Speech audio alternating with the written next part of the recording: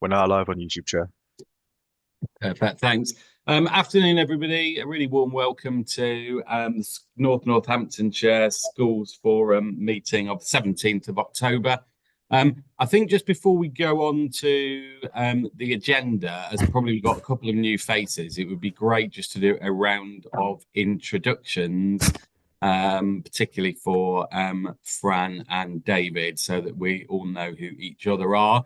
So I'll probably start with, I'll just go around my screen as they appear, but start with Fran, if that's all right. If you just want to say hello and introduce yourself, that would be great. Thank you, James.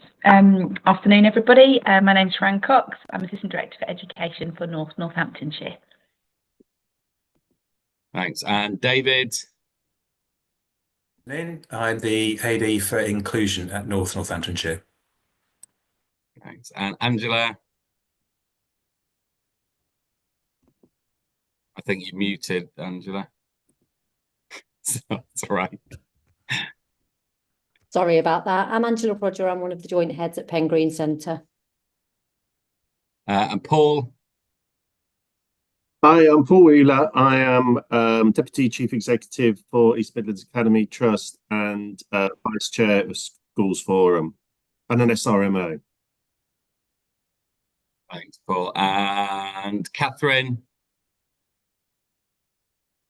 Hi, morning, afternoon. Sorry, I didn't have any audio, so I missed all of that. Oh, sorry, we're just because we've got David and Fran, we're just doing a quick round of introductions for everybody about who we are. So yeah, if you just want to say which school you're from, Catherine. Hi, I'm Catherine Murphy. I'm principal at Latimer Arts College in Kettering. Great. And Rob? Afternoon, I'm Rob Tite, CFA for Inspiring Futures Through Learning. Right. Rob Hardcastle, I should have noticed there were two Robs. James, I'm Rob Hardcastle, I'm CEO of Hatton Academies Trust. Thanks, Rob. Andrew? Associate Director of Peterborough Diocese. Thanks, Andrew. And Sam? Hi, I'm Director of Little Learners Childcare in Corby. Thanks ever so much, Sam. I think probably for other officers and things, you already will have met Fran and David. Oh, sorry. Thank you for waving. Hello. Yeah, sorry. Yeah, no worries. I just wanted to introduce myself to the network because I am the new DCS for Northamptonshire. So it's Charisse Monero as the Executive Director for Children's Services. I've been here now about 4 weeks, so I will be coming to this schools forum. I'm really happy to join you also alongside Fran and David. You know, I am the permanent DCS now for Northamptonshire. Lovely to meet you all. Great to meet you. Thanks so much for waving at me and a really warm welcome to Northamptonshire. Thank you. Great. We'll move on to the agenda, and I think first thing is for forum membership changes is Victoria Bull has resigned from the forum, so we will have a vacancy for a maintained primary representative.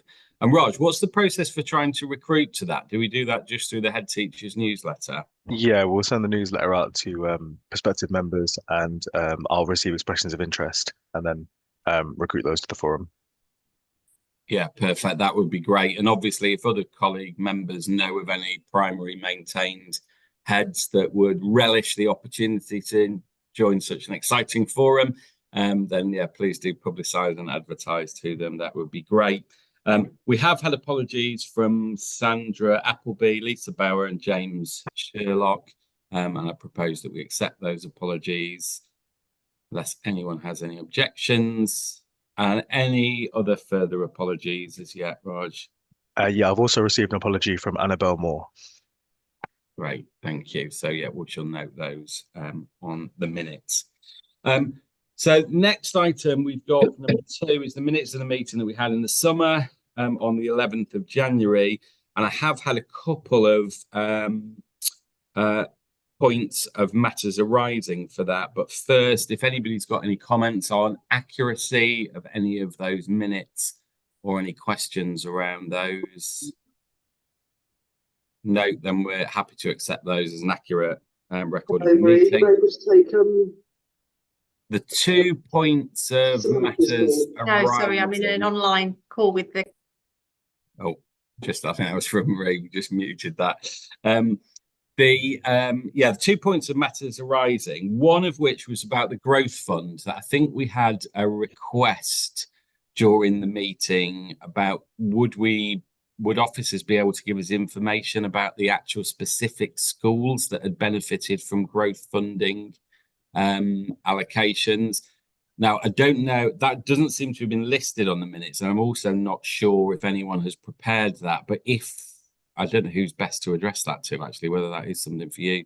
I can, Fran. James. Yeah. Oh, great. That would be helpful. Very happy to take that away. We can do that work and perhaps provide that in order for it to be included in the minutes of this meeting, if that would be okay. Yeah, that sounds perfect. Yeah, that's a great way to proceed. And then the second thing is on SEND units that obviously we'd had, and this might kind of form part of a wider discussion about high needs and sufficiency, but the schools have submitted expressions of interest for SEND units as part of their specialist units as part of the mainstream schools, and just any updates on where that is in terms of the programme. And again, is that one for you, Fran? Yeah, I can update on that. So I met with the team last week. So the first tranche of units are open and doing well. There's another few now about to enter through kind of the capital processes in order to kind of go through that bit and then look for opening as soon as possible. I think what we're doing is a wider sufficiency assessment of not just the units, but also this general special provision that's needed in Northamptonshire. We're doing David has led a reassessment of that over the past few weeks. That will then be culminated, aligned with the expressions of interest that we've already got, with a view to taking that through our internal governance processes. So for schools that have submitted an expression of interest previously, expect for us to be coming back to you in the near future. I think there's a high likelihood we'll also be coming back out again to schools with a wider request for different sorts of options in terms of partnering to deliver unit type provision as well. So yeah, there will be more kind of to update, I think, schools over the next, probably after half term, in terms of where we're at. But yeah, if you are a school that has previously submitted an expression of interest and are not one of the few that are in training at the moment, I think the plan that the team have got are to kind of recircle back after half term. Once we've done that, stop, assess what we need, and then but as you can imagine, the conclusion is absolutely that we need we need what has been previously assessed, but it's just making sure that's aligned with the wider picture in terms of other types of provision alongside the units. Yeah, great. So schools that have an existing expression of interest should definitely hear something before Christmas. Could I just ask a question about that and how that works? We haven't as yet expressed any interest, but those provisions, are they provisions that the local authority then would put students in those places, not that other schools would? And if you have a provision on your site, does that mean students in your school can automatically get there? No. Or are you running it and it happens to be on your site and you're running it with your staff, but it is still just a provision that's open to anyone in the local authority? So the admissions processes for the units would be run centrally by the local authority. Children with an EHCP would be placed in those units. So it's not a situation where the school can place their own children. The benefit of having a unit, though, is you've got the expertise in your school. So of course that bleeds into everything. So there is, I would say, added benefit for the wider school community. But yeah, the formal admissions process would be by the local authority. And is there a maximum number of students that you would need to be able to house in order to express an interest? I would say or minimum, sorry. the team that I met with last week, it's obvious to say, but the more children that we can put into a unit, the better it is in terms of being able to focus those resources. I think we're not looking at anything below 15 to 20 pupils. I wouldn't necessarily suggest that when we come back out that ought to prevent a school getting in touch to talk about options, because as we all know, the need is quite wide. So I think it's worth having a conversation, even just to kind of very quickly rule out that the space available isn't possible. But yeah, generally speaking, around 20 pupils, I think is a good group. Not all in one class. That would be over a few classes. Okay, brilliant. Thank you. Right, thanks, Marie. Thanks, James. Can I just ask that before the expression of interest sort of requests go out again, that the criteria are clarified? Because we spent quite a lot of time putting together an expression of interest to then be told that it was minimum 20 places. It did have to cover reception to year 6. And had we known that, we wouldn't have kind of put in our expression of interest. It just didn't seem like the criteria was made clear at the start in the first round.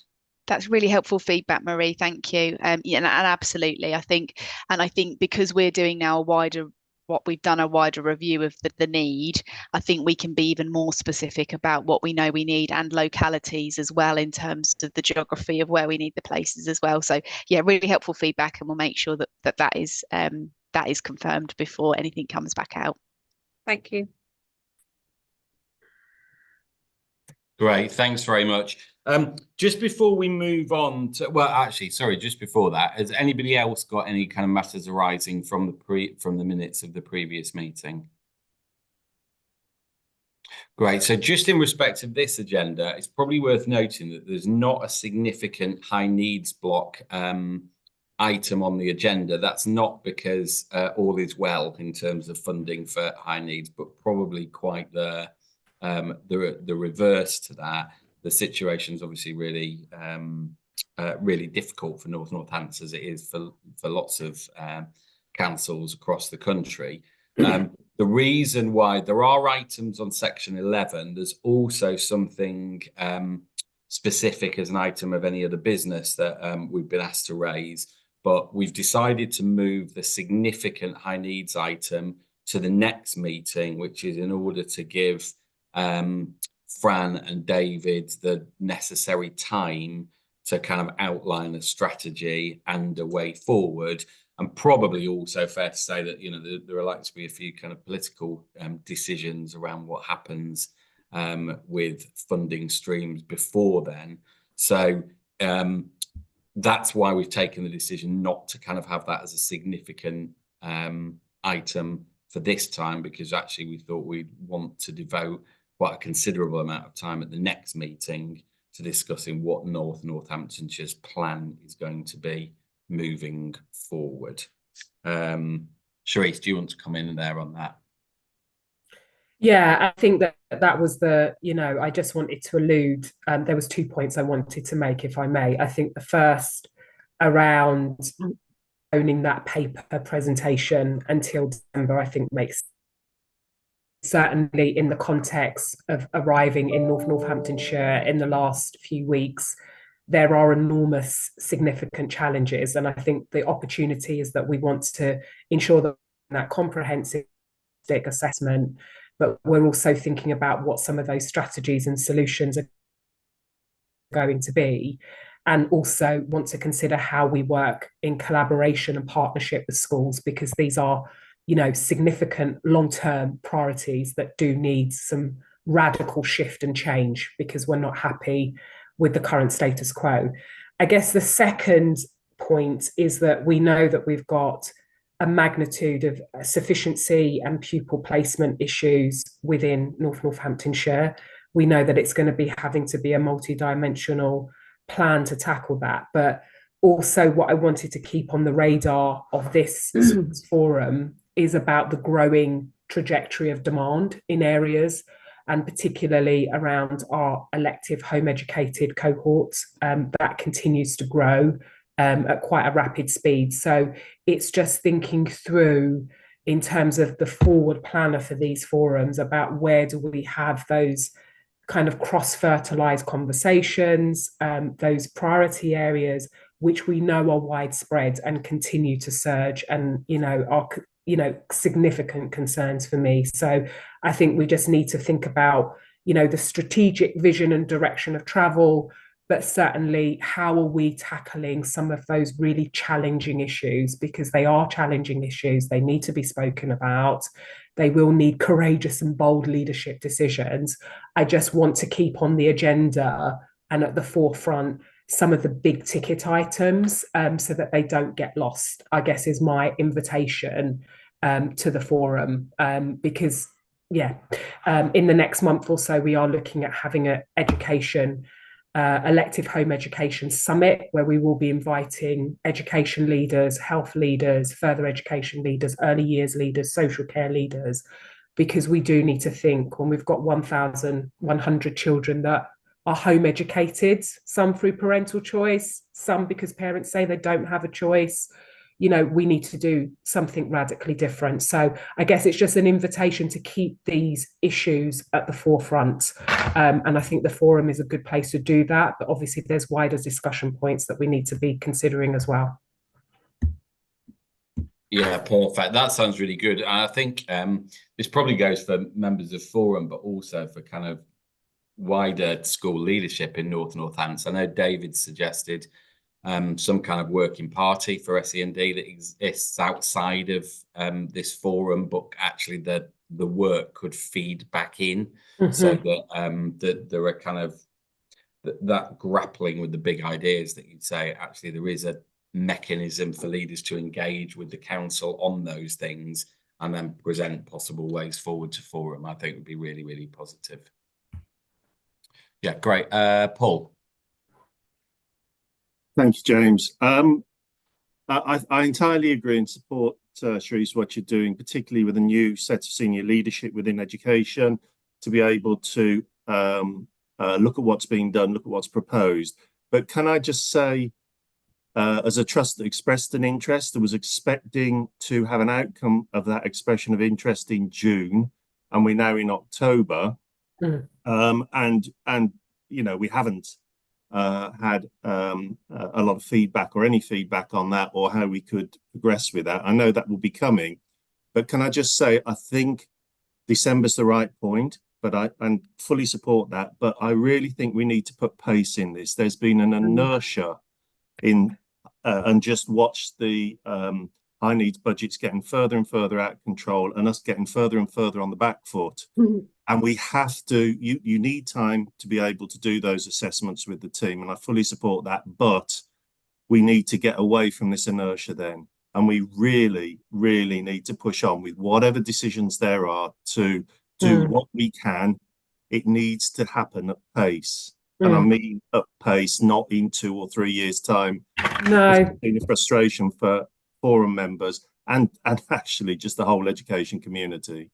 If I could Can I just come back on that point? Because I think it's not just the education community that are frustrated. I think it's across the partnership. And I think it's fair to say that parents and carers are very frustrated with the current system. I think coming into this space, a lot of this is legacy. It's an inherited position, but that's what you sign up to when you become, a DCS. But I think that the reassuring nature of this is that we've already started to inject pace and acceleration. We've got some really complex challenges around education healthcare plans, really complex challenges around pupil sufficiency. We know that there's a significant issue around DSG and HMB. We know that. What does need to happen is that we've got really clear strategic plans in place that we can share with you, that set out what we need to do urgently in the short term. But I want to create a long-term, financially sustainable system. So there has to be that longitudinal lens as well. So what I want to assure the forum is, having come in, hit the ground, practically sprinting, it's about really pulling that plan together to present it to you, with the view that we are going to be working at pace. And I think when you see the milestones presented back to you, you'll see that we have no option now to work at pace and acceleration. And as I said, some fundamental changes have already happened to date in the short tenure that I've been here that will bring that pace, reinvigoration of energy and momentum. So hopefully what you'll see, at forums going forward is you will see that pace of change and culture of transformation that needs to happen at a much more faster pace. Super. Thanks. David. Yeah, I'm just really appreciate where Paul's coming from, and there is an AOB that James has kindly put forward to ask for colleagues from this forum or other heads to get involved, because I do think it absolutely, you hit it on the head, Paul. We cannot wait, and therefore, as in an immediate but interim before we get to the next meeting, a kind of task and finish group of those that are really interested in moving this forward, I think is absolutely imperative. So I would really welcome colleagues joining me, because it's nothing I can do, it's what we can do collectively. And it sounds like you're champing at the bit to be kind of move this forward, which is great, because we definitely need to do that really quickly. But like you said, we need schools to be part of this conversation as well. Yeah, we would certainly like to be. Yeah, absolutely. I think that will be really, really welcomed. And the thing that's, that's hard, as you allude to, is, I think we all probably appreciate it's tough moving into new roles in a position where actually there are things to be put right that are legacy issues. The tough thing, I think, kind of contextually for this area is that we've had a number of people in a number of interim roles who have been great people with some plans for how things are going to move forward, and then those plans have never actually quite come to fruition. And I think probably I'll speak personally for this, is the thing we really welcome are those kind of that long-term strategy, big conversations, but as Paul says, and then actually action at pace, that we got one plan and we actually do it and really make it stick, I think is vital. Yeah, I appreciate that. And I know that there's been lots of significant changes in top tier leadership, and we've had, change in leaders, interim leaders. I am a permanent director of children's services. I'm not interim. My staff team that has come in, there's a commitment to drive forward these significant improvements of change. And I know that we've got a long way to go to rebuild trust and those relationships with schools that we think have been fractured because we've probably overpromised and haven't delivered, or we've set the bar too high and we've come in short, or simply just because we haven't been in the space, there's not been visible leadership at all levels. And I think that we recognise that. I certainly recognise that there's a way to go to really rebuild trust with our schools, that actually they trust in us to be able to deliver. And I think hopefully in that December meeting, when we present both the short-term and the long-term strategic plan, you'll see that we've really considered the complexity, but also considered the pace of change that needs to happen. It won't just be a plan, it will be tangible solutions that we will be delivering in practice. And I think it's that tangible, what are you actually going to do? The so what is what we would like to bring back in December. Dan. Perfect. Thank you. Thanks. That's really, really useful. We've managed something of a high needs item without having a high needs item. So it always comes up, right? Yeah, flagging that up for December, but I think that's perfectly appropriate. Great. We'll move on to item number 3, which is scheme for financing schools. There is a vote on the conclusion of this to approve that scheme. I'm going to invite Salik, who's going to talk through that item. Thank you, Chair. Afternoon, Forum. This item is for scheme for financing schools. As you know, it's a requirement for each local authority to have a scheme, and that scheme sets up the relationship between schools and the local authority. The scheme primarily concludes of provision for banking, accounting, and audit arrangements that schools should have, and this has been prepared with the guidance of DfE. There's been a slight change. This scheme was previously approved last year for 24-25, and the change has been around IFRS 16 that's come in, and that's around the leases. DfE have said the scheme requires a consent from Secretary of State, except the ones that are in the list of maintained school finance lease classes consent 2024. It's a new legislation that's come in. So we have updated that to include that in our scheme. The recommendation for the forum is to approve the scheme for 24-25 and 25-26. We'll bring this item back in March should there be any more amendments from DFE and updated for 25-26 financial year. Thanks, Lee. Do any forum members have any questions or comments on that item? Yeah, Paul. Hi, thanks, Chair. Just one, just a very, very small one, but on page 20 of the pack, page 14 of the scheme, can you update, you talk about Bank of England base rate, and you reflected it as at a year ago.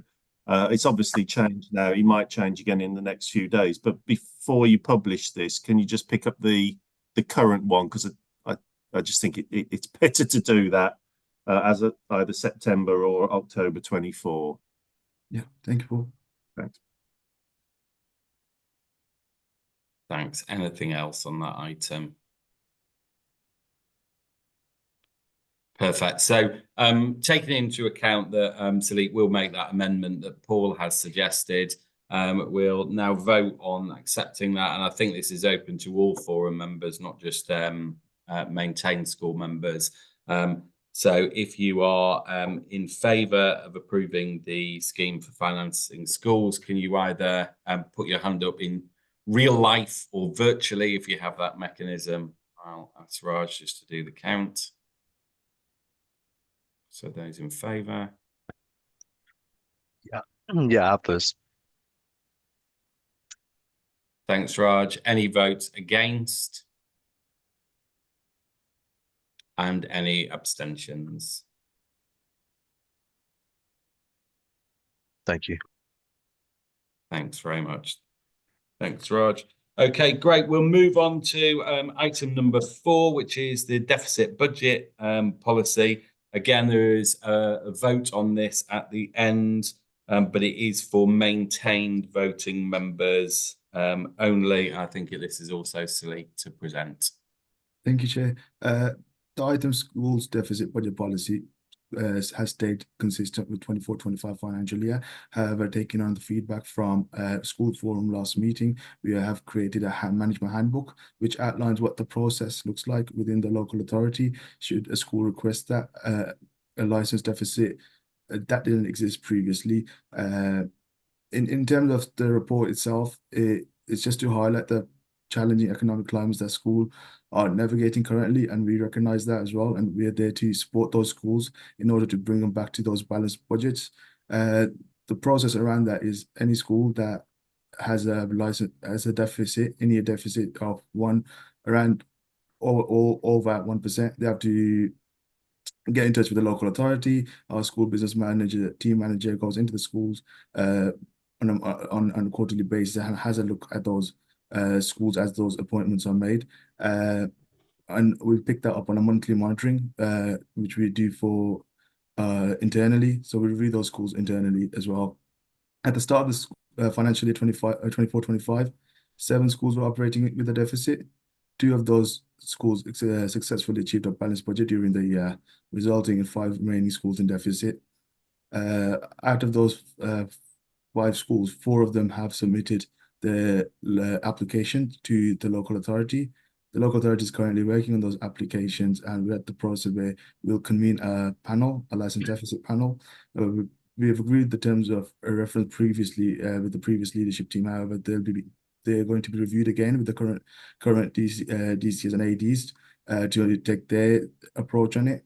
And once that is done, hopefully in coming months, the panel will convene where we'll approve those or ask for further information from those schools regarding those license deficits. The license deficit paragraph 4.9 is taken from the scheme for financing schools. In terms of my recommendations to the school forums are that we vote to adopt this policy for this financial year.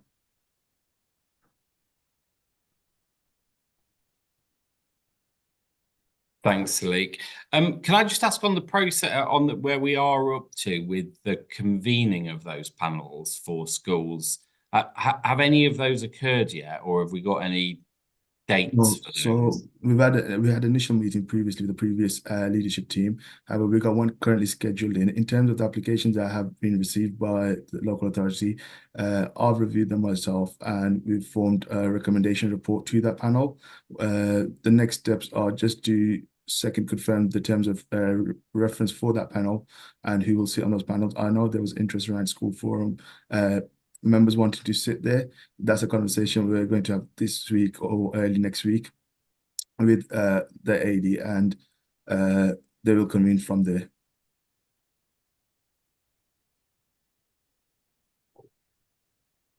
Oh, Salika, I've lost you there.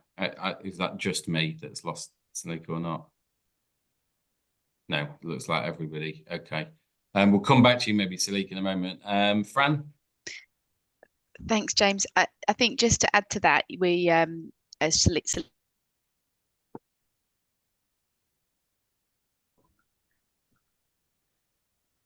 sorry, I've lost your audio there. Sorry, is that better? My back? Yeah. So as Salika was saying, we're due to meet next week just to talk through kind of the process and what's been proposed around the panel system. I'm really keen to kind of see how we can provide some underpinning to that process by thinking around a small school strategy, thinking about the support mechanisms that we might be able to introduce around supporting schools who find themselves in that position earlier, rather than waiting until they've hit a trigger and then we need to convene a panel. So that school organisation kind of function approach hasn't been in place to date, but I'm really keen to see how we can introduce that. I was with the school this morning and we were talking through all of the different reasons and the complexities why schools might find themselves in a deficit budget situation. So I just want to know that probably nearer the new year, and I can see Andrew's got his hand up, and he'll be aware of kind of the kind of processes that I'm referring to. In the new year, it would be good to bring that in more detail back to forum to try and outline kind of, I'm really keen not to just have a punitive system where we kind of say, well, why are we in this position, sort it out, but more of a supportive earlier help position around how we can support schools who are obviously headed in that direction. And this links to the Falling Roles Fund and kind of that aspects that forum will be minded to as well. So I just wanted to know more for the future, hopefully there. Yeah, great. I think that would be enormously positive, particularly about kind of how you go about spotting things that are 2 years away from about to going wrong. Because obviously for the schools that are there, they're already in a position where that deficit's been realised. And yes, they need help, but it would have been better if we could have got the intervention in early. Yeah, Andrew.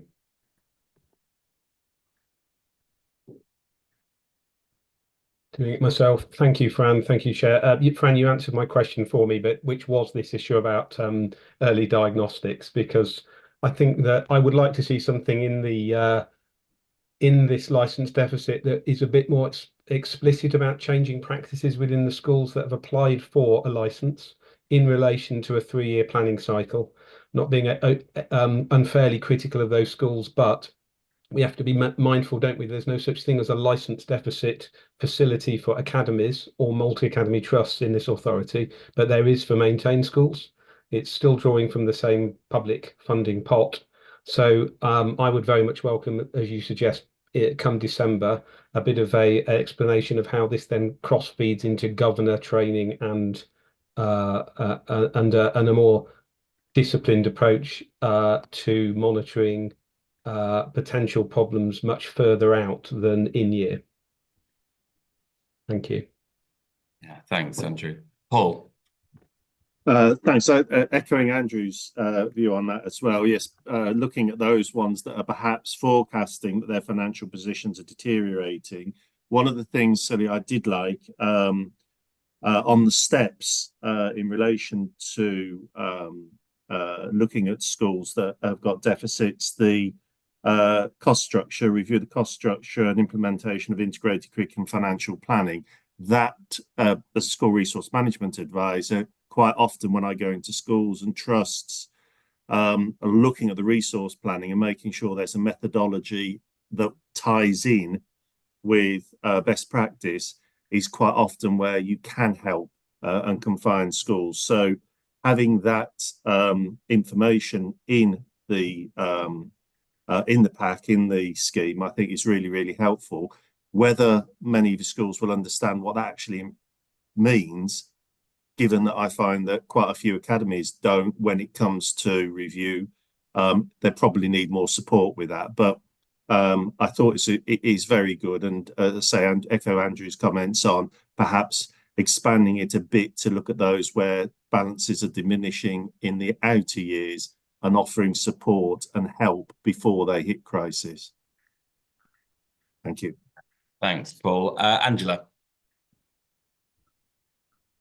Hi, I would just like to say about Pen Green are on there with the deficit school budget with no submission. That is not because we haven't wanted to submit anything. We've been working with the local authority over our finances for 22 months, and there is still no outcome of that. Hopefully, we will reach some resolution soon, but I would just like that minuted, please. Thanks, Angela. Thank you. And hopefully officers on the call can help with ending 22 months of Officers on the call have it in hand, I'm sure. Perfect. That's good to hear. Thanks, Angela. Thank you. Great. Anything further? Great. So this vote is for maintained voting members only. So again, if you could raise your hand either virtually or by waving, if you would vote to adopt this policy. So those in favour.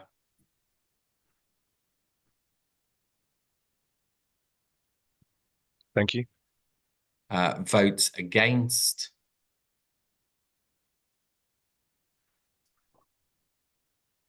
And abstentions.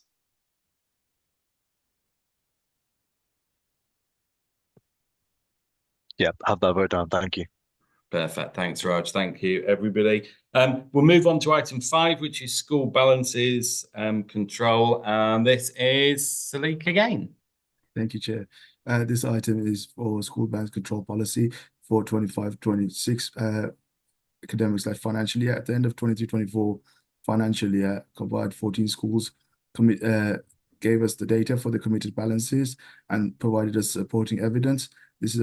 I think this is a big achievement, and we need to recognize that from when we started this forum in 21-22, we had 0 schools that had committed or provided any evidence for that, except Pen Green. I do remember Pen Green were the only schools that committed and told us about their commitments. So thank you for that. We've come a long way. In terms of the policy it sets out, it's quite similar. It's very similar to last financial year. We have not changed anything. Even though the DFE guidance is for 5% threshold for primary school and 8% for secondary school. NNC, we have 10% of the current year budget share for primary, nursery, secondary, and special school. The proposed policy and control surplus balances for maintained school is attached to this report. Again, I want to highlight that those are balances up to 10% of the budget of all maintained schools. In terms of my recommendation for this report is for School Forum to approve this policy for the next financial year and how this will be applied to balances for 31st March 2026.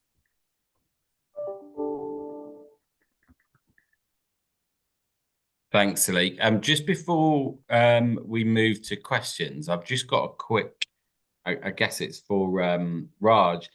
There is a vote on this item. Is this also for maintained members only or for the entirety of School Forum? I'll have to defer to Salik on that, but I think is maintained members. This one maintained members again. Yeah. Yeah, thanks, Salik. Any questions or comments on school balances control policy? Great. So if we move to a vote on that, maintained members of forum only. If you'd like to vote to approve the policy, if you could raise your hand now, please. Yeah, that's unanimous. Thank you. Thanks very much, Raj. That is great. We'll move on to item number 6, which is our schools monitoring. And surprise, surprise, it's Salik again.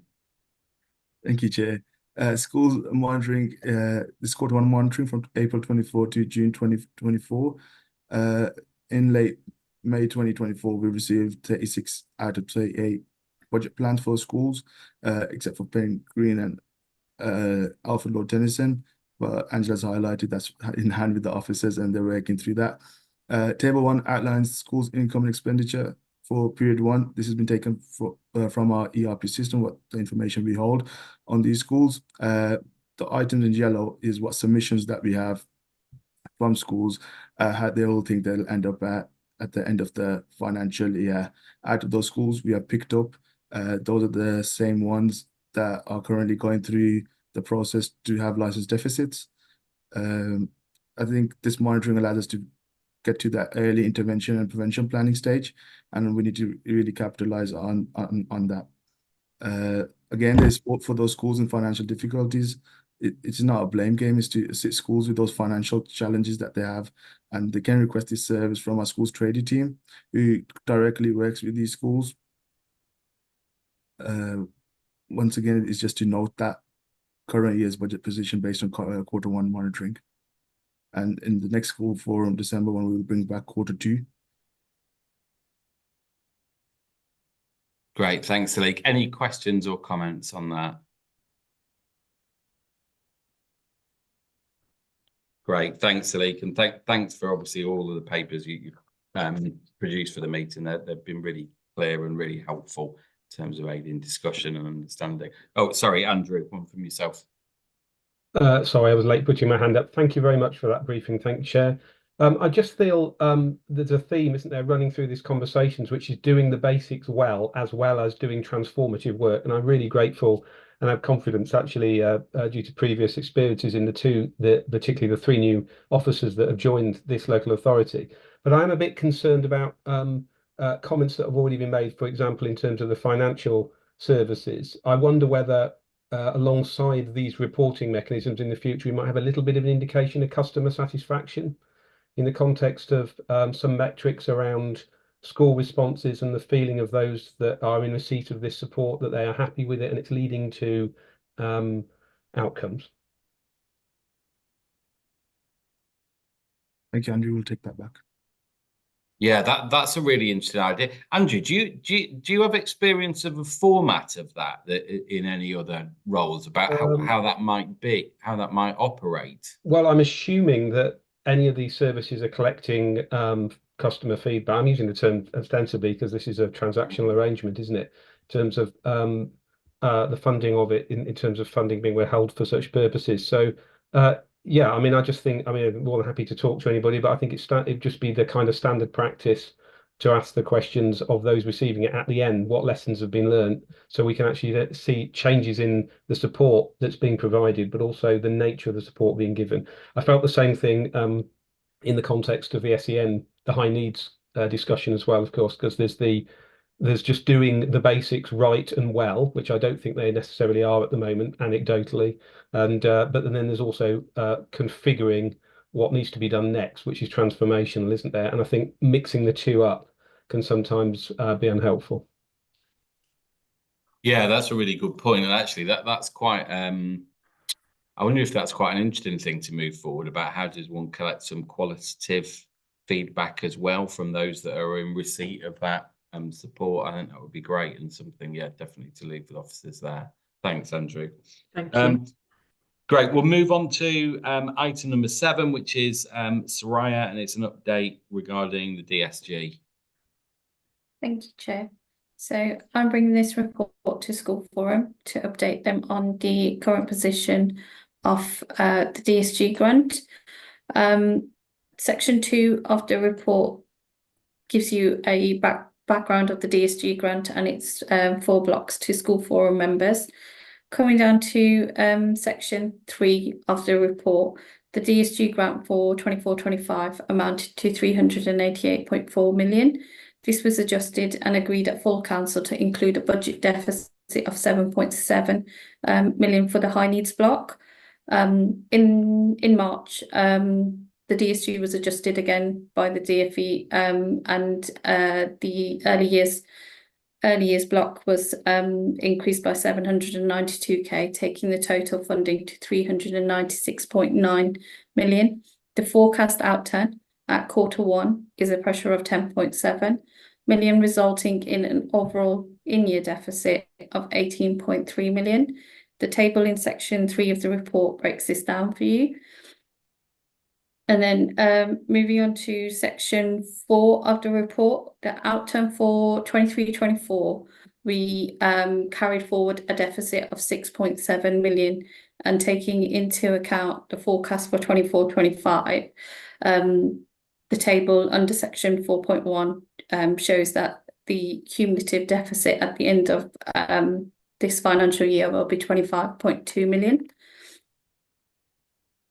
The main pressures have been sort of like grouped together now in this report. So if you come down to section 4.4, I think, of the report, so you have a small table on there which kind of groups them into the areas that are causing us the main sort of pressures.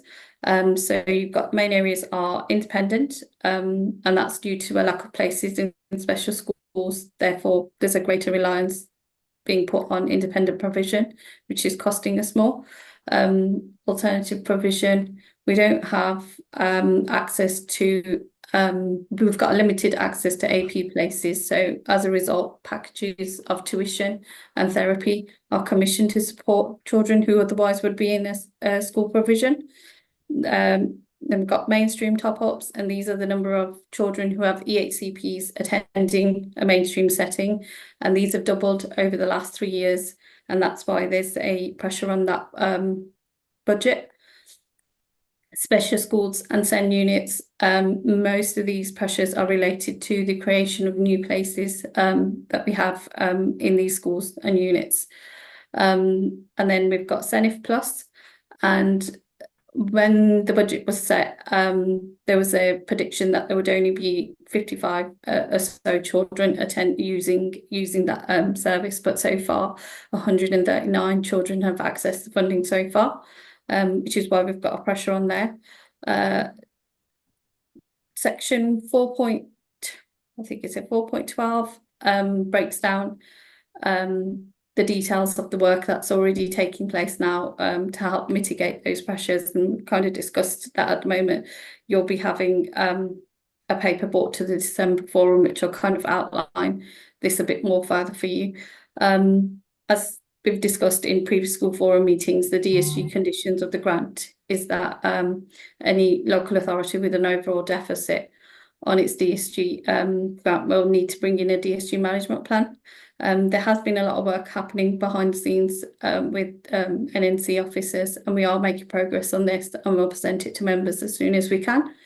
Appendix A attaches is a breakdown of all the costs that are cost down to cost centre level, and that's attached to the report. School forum are asked to note this report, and I'll open up to any questions. Thanks. Are any questions or comments? Yeah, Andrew.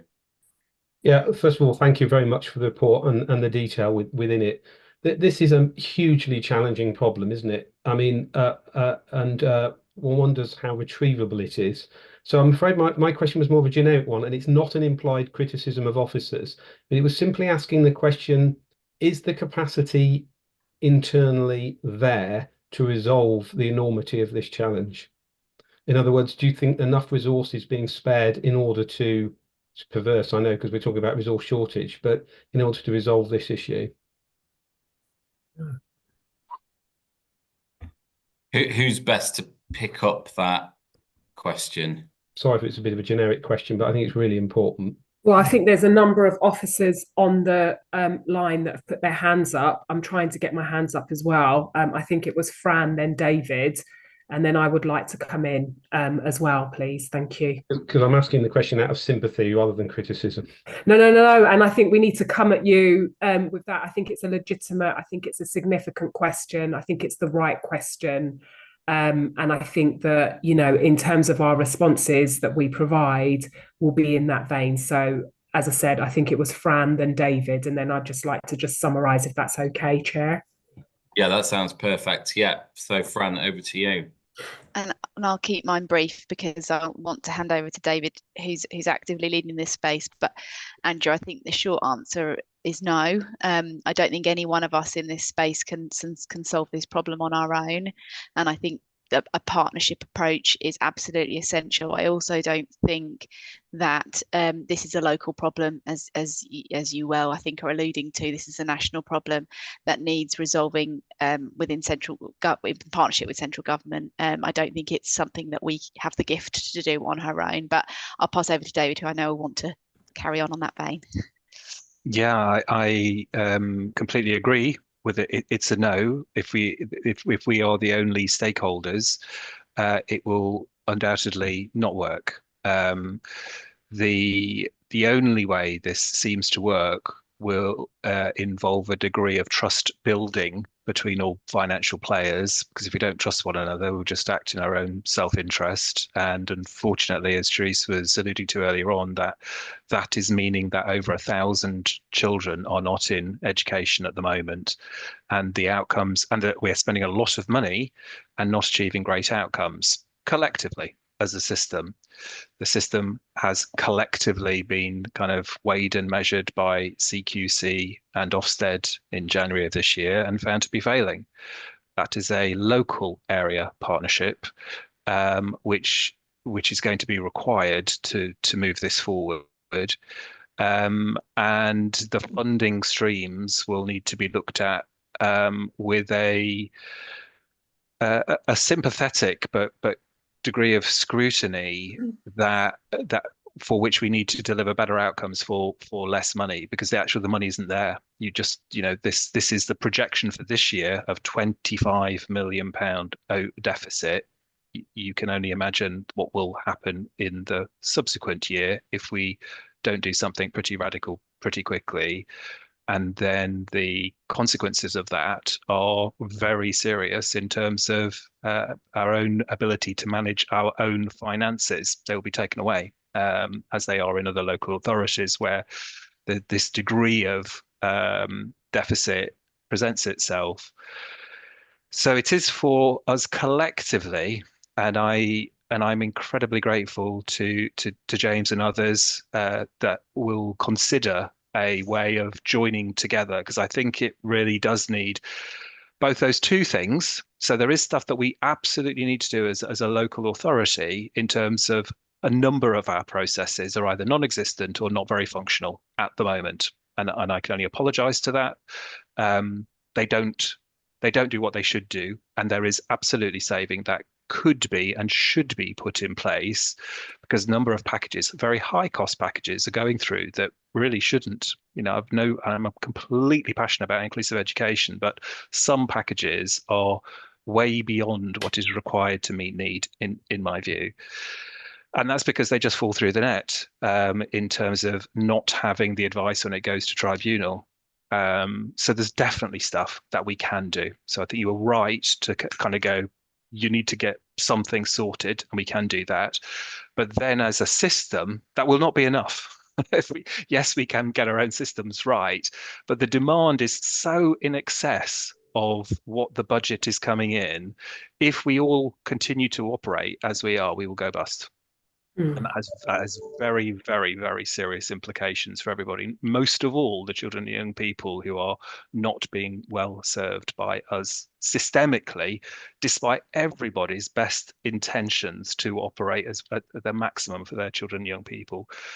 So it does mean I agree with Fran. No, we won't, but we do need to get our own act in order, and we are doing that at pace.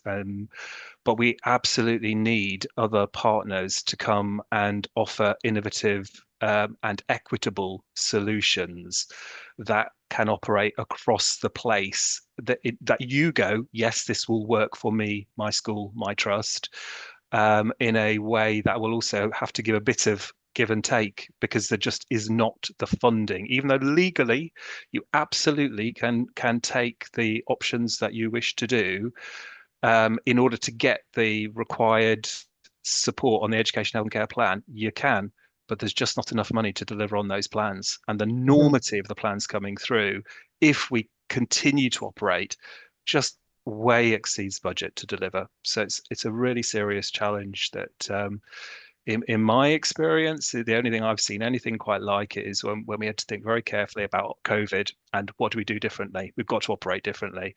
I think we will have to operate differently, and that will require a collective coming together as to how best to do that. It is my view.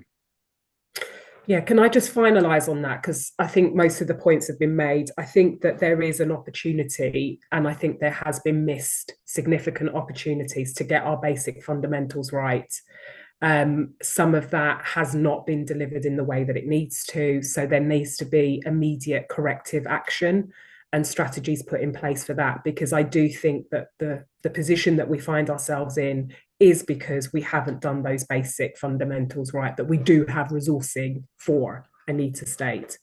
I think the second is about that plea and invitation to the partnership, knowing that we have to rebuild trust. I think there is some lobbying that we have to do with our colleagues at DfE at a very senior level about the crisis that we find ourselves in, and looking at that multi-dimensional plan of action and strategy that needs to happen, because we cannot do it alone, but we do need central government intervention and support as well. I think the other area for us is that this demand that is increasing is not just in one place, it's widespread.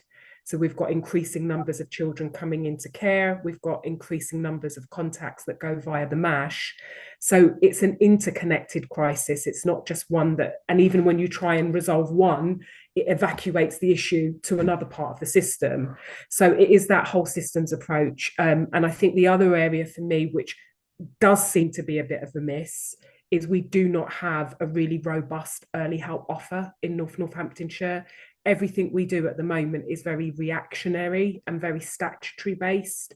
And certainly from a child and young person's point of view, and I have to bring the child into this, early help and intervention is right. But I think you mentioned it before, there needs to be that two-pronged approach, driving forward our basic fundamentals and getting our house in order, because there has been some missed opportunities and we have quite a generous envelope of resourcing in some places, but it's just not been utilised in the right way. And then we need to think about where our big ticket transformation items. What I can say, both corporately and politically, there is a lot of support for our early help agenda, and there has been some immediate investment that's come in. It's not enough, but for me, my job is, well, we've got some resourcing here. How are we maximizing it and how we're utilizing it? Like you said, there's basic fundamentals. That's not rocket science. It really isn't. And I don't want to make it complicated. It really is quite simple, and we're not doing that right. So that will be my ambition, basic fundamentals, looking at our big areas for transformation, and hopefully some of that will bring some of the shift and change that we need to see. Thank you. Thanks, Chris. It's really great to be talking that way about things and from the as well. I mean, I think what you're saying is there are three. I don't think I can James, can't hear you. Oh, sorry. Is that better? It's gone a bit low. Oh, I'm not sure why that is. Sounds like your microphone might have changed, James. Okay. We can hear you, but you're just really faint. Oh, is that any better? A little bit. Perfect. Something must have happened there. Don't know what. Great. So, yeah, I think what you're saying is there's kind of almost three strands to those things. One is for NNC, I think you used the phrase getting its house in order, and making sure that it is as efficient and uses the resources it has as well as possible. The second part is a kind of, I guess, about a renewed focus on partnership working, some innovative solutions, a focus on early help, which I'm certain kind of schools, leaders and forum would welcome. My question's probably about the third strand, which is about the kind of, those two things are things that we're in charge of, aren't we? We can do something about that. The third part, and it might stem from my ignorance, is what levers do you have to influence central government? Because we're not the only authority that are actually struggling with this. Of course we're not. It's a national issue. So how do we go about influencing central government towards some systemic change, rather than, this might be a personal view, what I think has happened over recent years is there's just been a call for more and more and more money, which central governments have felt unable to deliver. So how do we do that in partnership with other local authorities as a way of prompting centrally systemic change? I think David wants to come in here first because he put his hand up and he's got his human hand as well. David, do you want to come in first and then I'll come in? Thank you. Yep, thanks very much. I was just trying to dig out. We are meeting the DFE. We've raised this at a critical red flag level with DFE. I am meeting them next week. I think we've gone to the very top to be able. Let's see where this conversation goes. I haven't given them the full details of that because I haven't got political clearance from yourselves to be able to give the exact details of just the enormity of it. But as you've had presented today, you're getting the very clear gist. It's 25 million this year. It's likely to be considerably higher in the next year. At that point, and the sufficiency challenge we have. So that's revenue challenge. There is a significant capital challenge in addition to that. So we are in red flag territory. That is being presented to the DFE. We have a meeting with them next week. And if colleagues are able to consider being part of a partnership to address this, then I'd absolutely involve all colleagues in how we engage with the DFE, because I think it will actually be to our advantage to come at this. It's not just a council, but actually we have a local area partnership. It can function well. We want it to function well, but we absolutely need that kind of income stream or change in legislation to manage this. It doesn't work at the moment. It just doesn't work. That's the bottom line. We'll try and make a system that doesn't really function well work as well as it possibly can for children in Northamptonshire. That's my plea to everybody, and I think you're all going, yes, we will. That we're at that level. We really are, James, and Andrew, who have made that point about how can you raise it. It is being raised. We're there as quickly as we possibly can. Fran's done some great work with DFE. Was with them this week. We're on it. Yeah, no, that's good to know. And I think it is about the need for systemic change. It's not about people just saying, well, we need more money, because no one's going to have the amount of money to fill the gap. No one is. So it's about doing something different. It is. And I think it's about utilising that creativity and innovation, because, as you said, the DFE, I think one of our levers is that we have a really strong, compelling narrative as to where we are currently. We've done our diagnosis. We know what the current position is. The DFE want to see that, across the country, that we're delivering good quality, equitable, inclusive education. That's what their mantra is. So we are saying that we're actually in a crisis point and we do need support. It's not just financial support. It's just having that consideration and empathy for our current position, but also helping us to think through some of those long-term solutions. So we do have that meeting next Thursday with the regional directors. I think we need to go one level up, but we'll see what happens with that meeting next week. I think we need to be going to the general directors, because I think that's where the massive influence and strategic shift's going to be. So let's see how we get on next week on the 24th. I think it needs to be raised even further, because if we think about policy shift and change, I think the SEND system at the moment as a whole feels quite broken. And I think that there's some significant work that central government need to rethink and do, but that's going to take a long time. So if we can lobby and leverage that now, I think we need to do it. And I think being in post, 4 weeks, we can't wait on this. It's too urgent for us to say, well, let's do this next week, or let's do it, in follow-up months. We need to do it now. So we'll feed back on the meeting with the DFE. But my view is we need to go one step higher than that as well, and go with the general directors that are in post. Yeah, great, thanks. I'll go to Fran just to finish off on that, and then Catherine, and then Marie. I can see you got your hands up. Yeah. Thanks, James. I just wanted to draw forum members' as attention to, if you haven't already seen it, an LGA report that was published last July in partnership with ISOS. It's a really useful report that was independently commissioned but presented to the then very new government, and it proposes a complete system change. And I think I think that should give us locally in North Northamptonshire some confidence that nobody in the system, in central government or in local partnerships, feels that this is working. So it's not like we're fighting against the flow where everybody thinks it's great and we're saying no, it's not.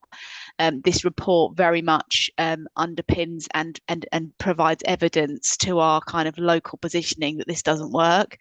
It's really useful. It's a really interesting report, and it's one that was then presented to the DfE for consideration of how complete reform might take place. Now, what we don't know is what the DfE have done with that, and as Charisse has alluded to, what even if they choose which I think is likely to move forward with whole system change, that is going to be, for those of us that were involved 10 years ago with these reforms back then, it's going to take years. But I just wanted to hopefully bring some hope that there is a massively generalised consensus that this needs to change and will change. It's just how and when, and we're obviously chomping at the bit locally for that to be as soon as possible. But I would encourage you to find the report online because it's a really interesting read. Right, thank you, Catherine.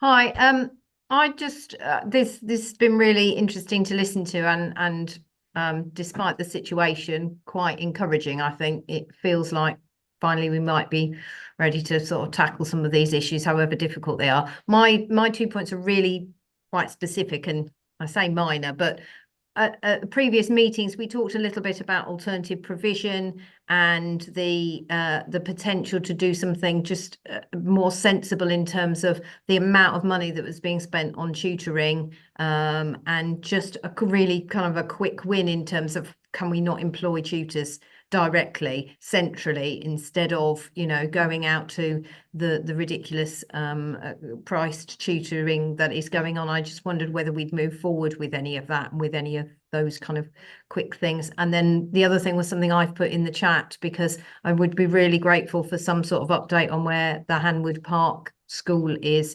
because, you know, you've mentioned the issues with sufficiency and the admissions and the kind of crisis point we're at.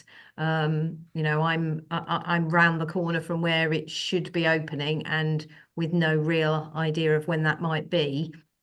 And we seem to be doing a lot of work to try and deal with the situation, but how much pressure is being put on opening that school, because that would solve some of the issue, certainly in our area. And, you know, much as I don't necessarily want a school opening on my doorstep that isn't just a boys' school, if that's what's happening, the sooner it happens, the sooner we know what that does to the situation, the better.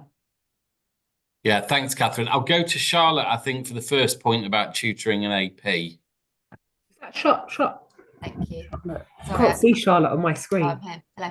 Hi. Sorry, I couldn't work out how to put my hand up on Zoom. I can only seem to do a love heart reaction, which didn't really seem appropriate. We'll take love hearts. We don't do that. Yeah, so in relation to the question around tutoring, I think it's a really good point, and a point that we've recognised within the local authority for some time. So what we're in the process of setting up at the moment, and the hope is that that will go live by the end of January 25, is that we're setting up an education support services direct purchasing framework. So we'll have a framework which allows all providers, tutors, speech and language therapists, EPs, alternative provision, all will be as part of one framework, and that allows the local authority to purchase from the framework, knowing that anybody on the framework has had the correct checks done, so their DBSs, correct levels of insurance, quality checks, those kinds of things, that they've signed up to say that they will deliver these minimum standards, that kind of thing. But it will also allow a drive in the market in relation to costs. So we're not just going by who we can seem to find, but we can go out and say, we need a tutor for 10 hours a week in this area, and then the market can come and put their bids forward for that. The hope in turn will be that we were able to allow schools also to use that dynamic purchasing system. So when they've got requirements in relation to, you need AP to support a child that needs a little bit of time away from school, that you'll be able to use something that's also trusted and provided by the local authority. That stage is not ready to move forward yet, but we expect to have our position in place from the end of January. Thanks, Charlotte. And I think Fran for the question about the new school. It's my theme of the day, having been in a Hanwood Park meeting this morning and I'm Kettering this afternoon. So the new secondary school on the Hanwood Park development is forecast to be open in 2027. That is a free school being delivered by the DFE. The DFE are yet to confirm, and I was at Education Estates conference with the DFE yesterday, hoping very much that they would confirm that free school delivery was either on or off the cards still, just to make a decision either way. But we've yet to hear, and civil servants that we're working with don't know either at this point. Potentially post budget we might get a steer, but currently the plan still remains that the DFE are delivering that free school. We're meeting with them monthly to continue to impress upon them and to show them our admissions stats and our place planning stats, which shows that absolutely there are no places left in Kettering, and you know, the secondary situation and the pressures are not just within Kettering but across the authority. We are obviously keeping and tracking the delivery of that secondary school with the DFE. If there was a policy position change whereby the DFE don't deliver free schools anymore, then we would need to very, very quickly twin track and consider how well we would have to, as a local authority, resume the responsibility of the delivery of that school. So we're keeping a close eye on that.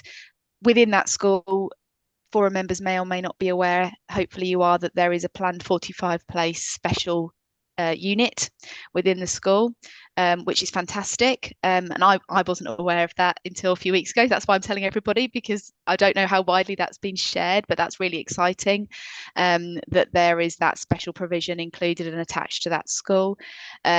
I think just to also say that the second primary school will need to be arriving at the same time as that secondary school. So we're planning for that as well.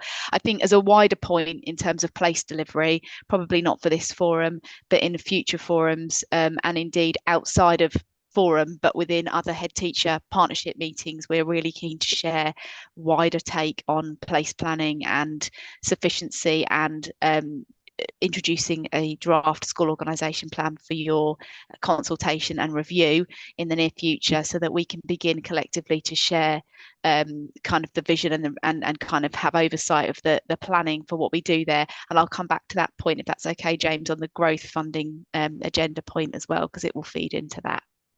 Yeah, perfect. Thank you. Marie. Thank you both. Thanks, James. We did talk about this before at Schools Forum, but given it's kind of top of the list of the spend is the independent provision for SEND children. What kind of work and forecasting has been done when we add 20% VAT to that, and what plans are there for potentially private schools closing, especially the smaller ones, when the 20% VAT comes in January? That's my first point. And then the second point, if I can, just following on from what Fran said about place planning, I had a local authority head teacher on the phone this morning, really distressed and upset, because she feels that there isn't any kind of forethought into where EHCP requests are going, and that certain schools, certain academy trusts are just saying, no, we can't meet need and we'll take it to tribunal. So her school is disproportionately affected. And she's got 7 EHCPs in reception with a request for another one in a 2-form entry primary school. And it just doesn't feel like the EHCP officers have perhaps got an awareness of what the needs are already in the school. And certain schools that are known to be sympathetic to SEND are taking more than their fair share of children. And it's having a really kind of detrimental impact on quality of education, and also head teachers kind of feeling that they're failing children, but the school down the road doesn't necessarily have that same sense of social responsibility. And I just wondered what EHCP officers knew about a school's context before they send through the requests for consultation. Charlotte wants to answer this one. Charlotte, do you want to? Sorry, Chair, but I can see Charlotte's hands, and I know that she has Go for it, Charlotte. Yellow. I know she's only got the heart function. Sorry, yeah. Thank you. Yeah, so it's a tricky one in relation to the EHC plans, and there's a couple of factors that come into this. The first factor is that we are seeing such a growth in EHC plans, so 19% growth over the last year, which is just enormous, absolutely enormous. We're seeing such a growth in EHC plans that it is inevitable that mainstream schools are going to have more and more children with an education, health and care plan in. And I think mainstream schools do need to prepare for that very fact. There is going to be more EHC plans coming into mainstream schools, and will have done over the last 3 years. We know that that's the biggest area of growth. It's gone into the mainstream in terms of EHC plans. So the EHC service have put a process in place now whereby they've moved all consultations, and every single school that we consult with, which is about 450 schools, every single school now has a Teams channel that keeps a log of the consultations that have gone out to that school. This is a very, very new process. So they will know now from looking at that process how many consults have gone to that school within a short time space period. It helps them with that collective understanding. However, consultations should exist in two mechanisms. First is the parental preference. So if there's a parental preference for a school that's over here, despite their local school being here, we have to consult with what is that parental preference by law. So we will always consult with parental preference, and we will always consult with the nearest suitable mainstream primary. Now, it will only be unsuitable if they've got a specific disability and the mainstream primary that's closest to them couldn't physically doesn't have a lift, for example, and the child's in a wheelchair, that kind of thing. But they will consult with what is the nearest mainstream primary. What we are seeing, however, is parental preference is affected by the parents looking around the school. So if the parent looks around the school and the vibe that they get from that school is, we can't meet your child's needs, your child wouldn't do well here, we couldn't keep your child safe, then that is not going to be the parental preference for us to consult with. So we are seeing that. We are seeing that some schools are saying to parents, we can't meet your child's needs, your child will not do well at this school, and they will not therefore put it as their parental preference. So there's that aspect of it as well. But we're also seeing those schools who are exceptionally inclusive and have got a really good reputation with SEND, that is spreading like wildfire in terms of information that goes across to parents. And then those schools are being inundated with parents wanting to look round and wanting to name that as their preference. And some schools, if they've got units, I think parents get a bit of a misunderstanding around, if I place my child in this school, that means that they'll have access to the unit. And we try to correct that understanding, and then that's not the way that it works. But we have seen that as well. So there is a little bit around preference, there is a little bit around reputation, there is a little bit around some schools not choosing to be inclusive or not saying inclusive things when the parents are looking round. But there is also in terms of parental preference and nearest suitable school. Thanks, Charlotte. That's really useful. Fran, did you want to come in on any of that?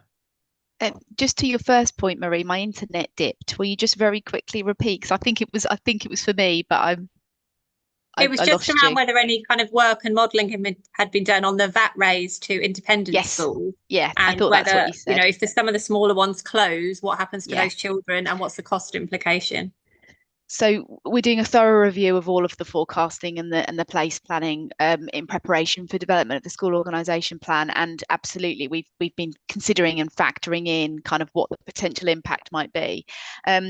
It's obviously really hard to predict because it's going to be based on individual family circumstances, whether they are just about affording the independent school fee and the VAT increase will not able them to continue, or whether they're comfortable. I think the modelling that we've done, comparative to some of our neighbouring authorities that have many independent schools, I don't think we are in as bad a position as neighbours may be. We have a few, and we have a few independent schools towards the border as well, particularly North Border and the East Border. But we are factoring that in. Obviously, I think my understanding is the VAT increase kicks in January. We are monitoring in terms of we have significant in-year applications anyway. We're averaging about 400 applications, in-year applications a month, which is unheard of. A large proportion of those are migration internationally and within the country, migration into the area. So we're keeping track and noting in terms of trends, and ask, parents will often say, I'm moving, and we can see where the child's moving from. We've not seen a significant impact so far, but that might kick in after half term, potentially into next academic year. Parents may choose to keep children within situ for the remainder of this year, with a view to moving them next year. So it's a really hard one to predict and model. We've looked at everything that we can look at, but we're keeping abreast of it. But within the context of the situation that we find ourselves, it's not going to. We're already in quite a concerning situation in terms of the amount of surplus in secondary. Primary, obviously we've got pockets of pressures, but generally speaking, we're looking more healthy, and actually an influx of children from the independent sector may not be a bad thing in terms of sufficiency in some places. So we need to just make sure that we consider and keep a track of what the trends are. Place planning is not a science, it's a dark art, sadly, because it's all based on parental behaviour. Sorry, Fran, I meant more specifically to the SEND children, the kind of £17 million of SEND funding educating children in the independent sector, because mainstream aren't meeting their needs. So, and I mean, we need to do more exploration of this in order to answer this properly for forum in terms of where the VAT will and won't apply. So in terms of, and Charlotte's nodding, yeah, in terms of whether a funder needs to pay the VAT or not, I think our commissioning team are considering that. But I can see where you're thinking, Marie, that if there's VAT on top of high fees that we're already paying, and that's going to just worsen the position of the DSG. So yeah, we'll take that away in order to provide. Sorry, what would happen to the SEND children if some of the smaller independent schools did close? Yeah. Where would the local authority then be? We would be in a very difficult spot. Would be quite frankly, would be in, even layered. I don't know if there's a step beyond a crisis point, but if there is, let me know, guys. But yeah, I think this is one that we need to take away. We are doing a lot of work around SEND placement sufficiency. And I think to answer your question in the most comprehensive way, we need to take it away and come back to you. So Marie, can we come back to you directly, or would we want a wider forum response, Chair? I think probably to forum. I mean, I'm happy, if you've got it in a more timely way directly to Marie, I'm sure that, that would be welcomed by Marie. But we'll compose a forum response on this one, if that's okay. Yeah, that sounds great. Thank you. Perfect. Thanks, everyone. Rob. Thanks, Chair. A couple of bits. Firstly, I mean, I'm quite heartened actually by the intent that is being set out today. It's clear that we are, for the Schools Forum, and those who have been on it for quite some time, we've heard quite a lot of similar intent over the last 2. I remember sitting here with Nicola Jones and hearing 21, 22, 22, 23, hearing the plans that were put forward at that point, and again, strong intent there around those plans, some of which did come to fruition, no doubt about that, and some of it didn't. So, we're all willing to play our part, and we all have to play our part, as David quite eloquently said, if we're going to get through this, and I totally understand that. I think a couple of other points before I ask a question. One is there is already a national plan, and I just wish the government, because I feel for local authorities, will put it into place. March 23, right support, right time, right place. And it sits out there for SEND and AP, and it's sat there since March 23, and as far as I can see, is now stuck in the mud. But that's hugely frustrating, both for people like me who work with our schools, but also the local authority as well. So I do feel for you, and I think I feel for the whole sector, in that if they actually got going with that a little bit more, we might find some more national solutions than words that we seem to be getting at the moment, or inertia in regard to that plan. Second thing is, I think it's just worth bearing in mind that, and I may be slightly out on some of these figures, but I remember 2022, we said that the high needs block was about 49 million. I remember 23, it was about 55 to 58 million. And now we're saying it's 80 million. And I just think forum members need to think about that. That's an exponential curve. And David's already said, and he's obviously really upfront about that, and said that could be worse next year. And I just think as a schools forum, we need to bear that in mind, because that's a real exponential curve for me. And given all of that, my probably main question is, I think you indicated that you're going to have some discussions with possibly the DGs and so on and so forth within there. Are we in that position now where you are looking to kind of instigate the safety valve situation? Thank you. David's beat my hand. I can't even put my hand up, but David, then I'll go. Preferably not, but that is the if we don't act in a particular way, it appears to me, and I apologise if I'm speaking too frankly, so please don't necessarily minute this, but the scenarios in if we don't all operate in a trusted, collective way, safety valve is inevitability. So is losing our ability to manage our own finances. Commissioners will be brought in. It appears to me of other local authorities in a similar, very, very, very significant deficit. And at that time, the local authority then has to start selling assets, also diminishing public capital and investments. That is unfortunately where I suspect the gravity of the situation is heading.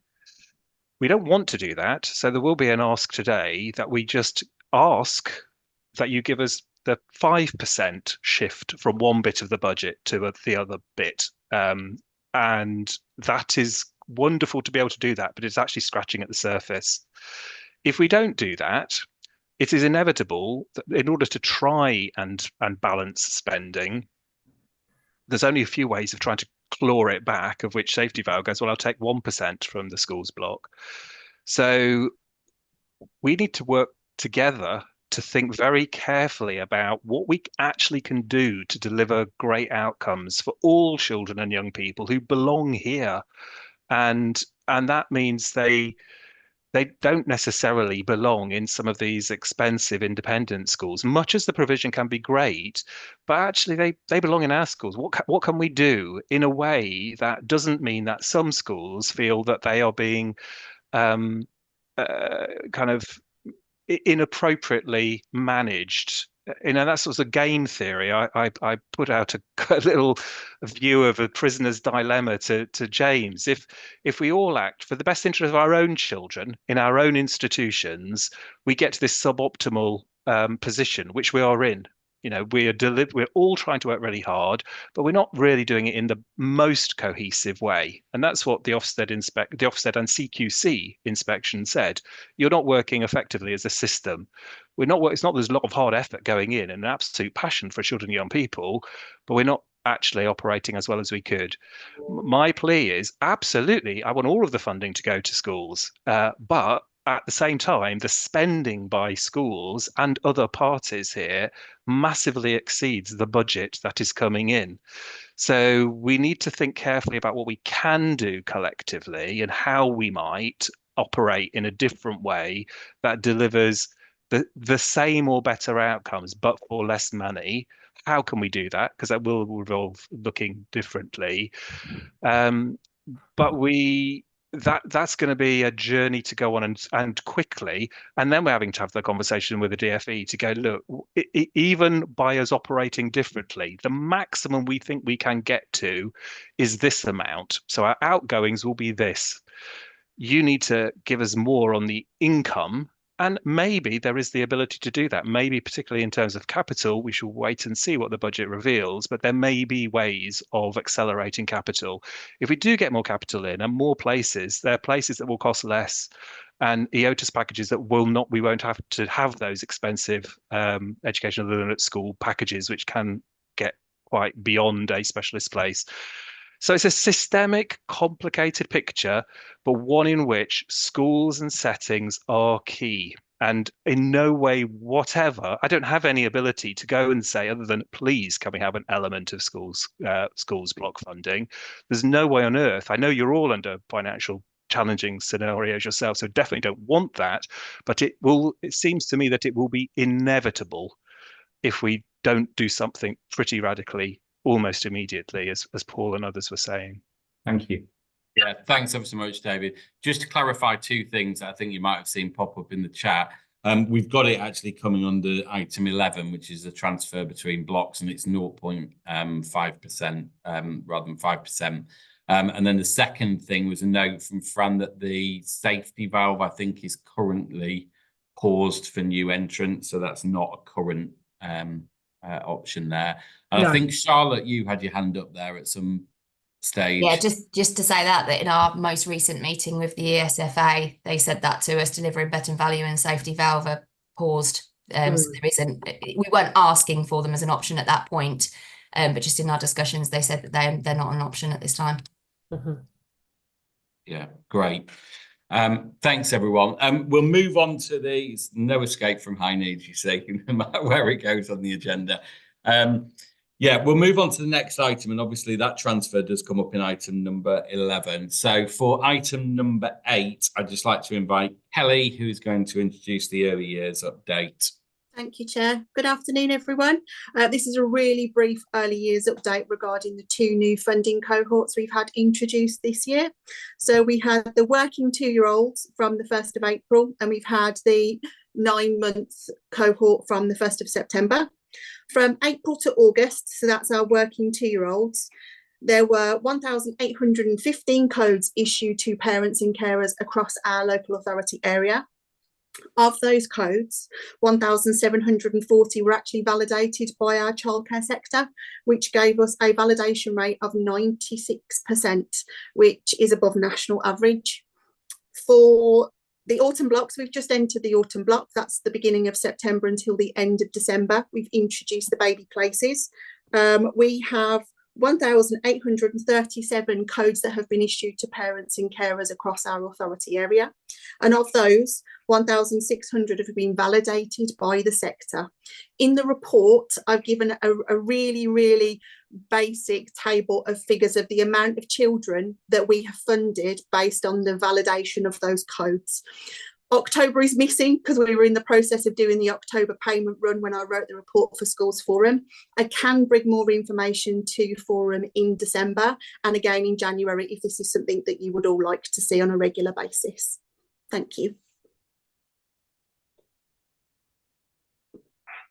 Thanks, Kelly. Any questions or comments?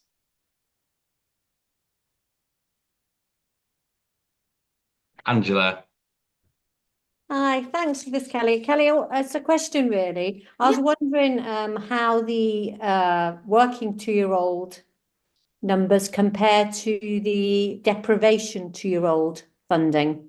I was interested in that too, because we've just started the October payment run. I've asked for those figures. I will be reporting those to the DfE when I meet with them next week, and I'm happy to put that into the report moving forward if you would find that interesting.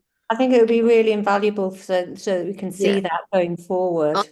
I think off the top of my head, they have dipped a little bit where we've seen children who were entitled to deprivation then move to working 2s, but then we have seen a slight influx of more children coming on board for disadvantaged, but I don't have figures, but I will get those for you. Thank you. Yeah, thanks. And Sam. Can I just ask, I've seen something about the early years budget grant. I'm not really, when I've sort of had a quick look, I haven't seen a lot about it because the pages on the government page weren't, I couldn't actually open them from, I don't know if it was because it was on my phone or not. I've been recovering from a procedure, so I haven't looked into it too much. But I didn't know you. Sorry? I don't recognise the name of that at all. Budget grant. Salik, is that something that we've had notification of that I might just not be aware of? I think the allocations have just come out last week. So it's fairly new. We haven't had any remittances from DfE just as of yet. However, we can bring that back or we can pick that outside the conversation, Sam. Okay. Thank you. Thanks, and thanks for raising that, Sam. Great, thanks ever so much, Kelly. That's great. We'll move on to item 9 that I had down is Pupil Growth Fund, and I had Marcia Brown down to deliver, but she's not here. So who wants it? I'm delivering. I'm covering for Marcia. So Forum will be aware of this report. It comes to you annually and sets out the scheme in relation to Growth Fund. So the report gives you details in terms of how the Growth Fund's calculated and the criteria that's used to determine kind of the amounts. But essentially, Growth Fund is a pot of money that we set aside to make sure that where we are growing, as we know that we are, there is appropriate funds given to schools who are working in partnership with the local authority to take additional pupils, to make sure that they are funded appropriately to do so ahead of the census kicking into census numbers kicking into kind of business as usual budgets. So the report details and there is no proposed changes to the scheme that was in place last year. I think what I would just like to add, though, is since I've been here, spent a lot of time listening and speaking to many of you around your experiences around taking additional pupils and the pressures, particularly in secondary, that we're facing around that. And I know that your experiences in the last few years have been that this has been quite reactionary in terms of the local authority communication with you and quite late in the day. So we are intent this year to put in place more robust governance and processes to ensure that our sufficiency planning gives you much more time to plan for next September, where we are asking for you to take additional classes or growth, and having those conversations. We've already started some of those conversations with some schools now, with a view to being able to plan ahead of National Offer Day next year. The other thing, just to update, is that we would like to introduce some internal processes around the transparency of Growth Fund, to make sure that where we are agreeing Growth Fund, this is done in partnership with head teachers. So my experience in previous roles is that we would have a head teachers panel, whereby any allocation of Growth Fund would be presented by an officer as the need being there, but that being peer reviewed by head teachers, just to make sure that there is a mechanism of transparency. And I'm not aware of the rationale for the query around who got what last year, but I do know that probably that there was not as much transparency in place as I would like. So we will be introducing that this year as well, going into the spring term. So any willing volunteers that would like to be on a very easy panel that determines whether a Growth Fund application should or shouldn't not be kind of brought through, please do let me know. But hopefully nothing too controversial in the report. As said, no proposed changes, but just a continuation of the amounts from last year. Thank you, Chair. Yeah, thanks, Fran. I think that sounds really encouraging. And I know the point from Marie about the request for information about where it's going is just one about transparency and openness, really, that I think, as stakeholders in a partnership, we're all kind of keen to make sure that we know what's happening across schools and where those things have been allocated. Any other questions and comments on Growth Fund? Yeah, Charisse. It's not really related to Growth Fund, but I think that Fran has mentioned it on this call and obviously wanted it to be noted by the forum that we are working towards that long-term pupil placement sufficiency strategy, which Fran calls the school organisation. I call it something different, but it's that 10-year, longitudinal planning strategy that I think needs to happen. Northamptonshire hasn't had that since 2018. So when we talk about getting basic fundamentals right, it's these areas that we need to get right, because that's not an easy, that's a relatively easy fix, but should have been in place, if you're understanding when I mean basic fundamentals. So I just wanted that to be noted by the forum, and I'm sure as the drafts go through the different iterations, and it will have to go out for consultation, that we would be able to socialise that further here. So I just wanted to give you some assurance about the strategic direction of travel. And in fact, anything that we're doing is going to be underpinned by that strategic plan. And I think the second point is we really want to get into a discipline now of utilising more predictive analytical models across all of our work. We're in this culture at the moment of being very reactive and firefighting. But we do need to have that kind of predictive forecast of this is our current position, but what's our need and demand in the next 5-10 years, and how do we build that resilience and sustainability of system through commissioning, through our budgets, through assessing our need, through a more predictive approach. So that's something that's going to be introduced across all of our aspects of our work. So I just wanted the forum to note that as well. Yeah, thank you. That's really heartening to hear. And I think that long-term view on it is really important. It's already been alluded to, I think, that obviously we've got massive pressures in terms of secondary, but actually in some of those same areas that there's lots of places in primary schools. And the risk is that you end up having to bulge secondaries and then somehow cut them back at some point, and actually having a plan for how that works and is smooth through the system would be amazing. Catherine. Yes, I mean, that's exactly the situation we're in, and that's what obviously why I asked about Hanwood Park as well. So for transparency, we had a small amount of money because we have temporarily increased our hour pan because of the the need to try and resolve some of the issues in the local area until that school is open.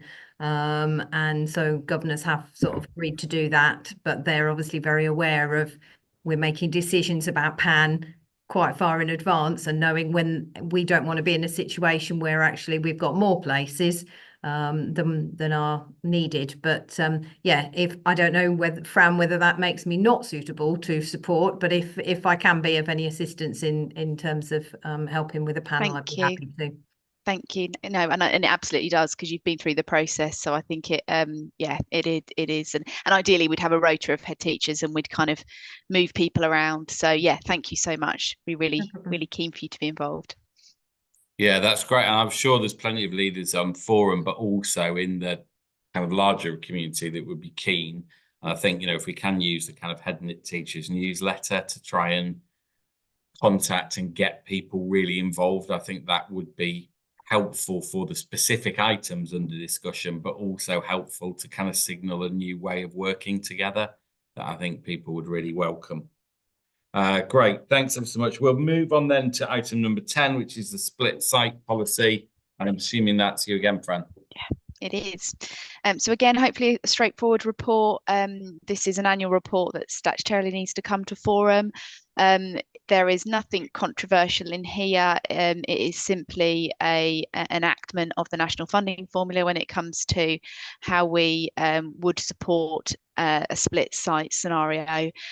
So unlike a few years ago where there were local arrangements, we are now just following the national funding formula scheme for split sites. So what you have entailed in the report, there is no opportunity for creativity, sadly, but it just details, and it's a really good reference point for all schools to be able to refer to, obviously, if they're in a scenario where they do have a split site and they are anxious about how that would impact on finances. So happy to take any questions. And I think just for information about the scale, there's one school in Northamptonshire at the moment that applies. Okay. Any questions or comments on that?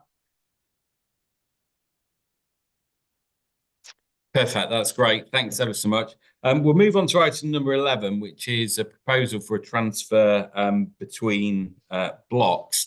I'll let Soraya introduce the report, and then I'll just give a bit of contextual information around that afterwards. So yeah, Soraya, over to you.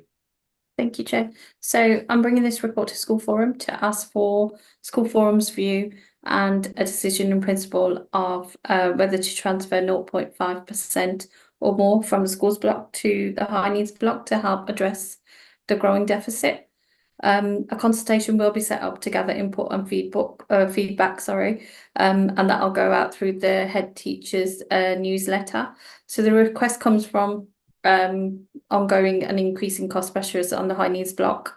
I've already kind of discussed where the high needs block deficit is sitting at the moment, but if it carries on escalating in future years, we do need to kind of start to look at the transfer to help mitigate that a little bit. So in 24-25, Schools Forum agreed to transfer 0.5% from schools block amount, which amounted to about 1.4 million. So we're now basically seeking School Forum's agreement in principle for a similar transfer for 25-26. And recommendations are to note the increasing pressures within the high needs block, to note the work being undertaken by officers to develop a proposal to mitigate and manage the high needs funding envelope.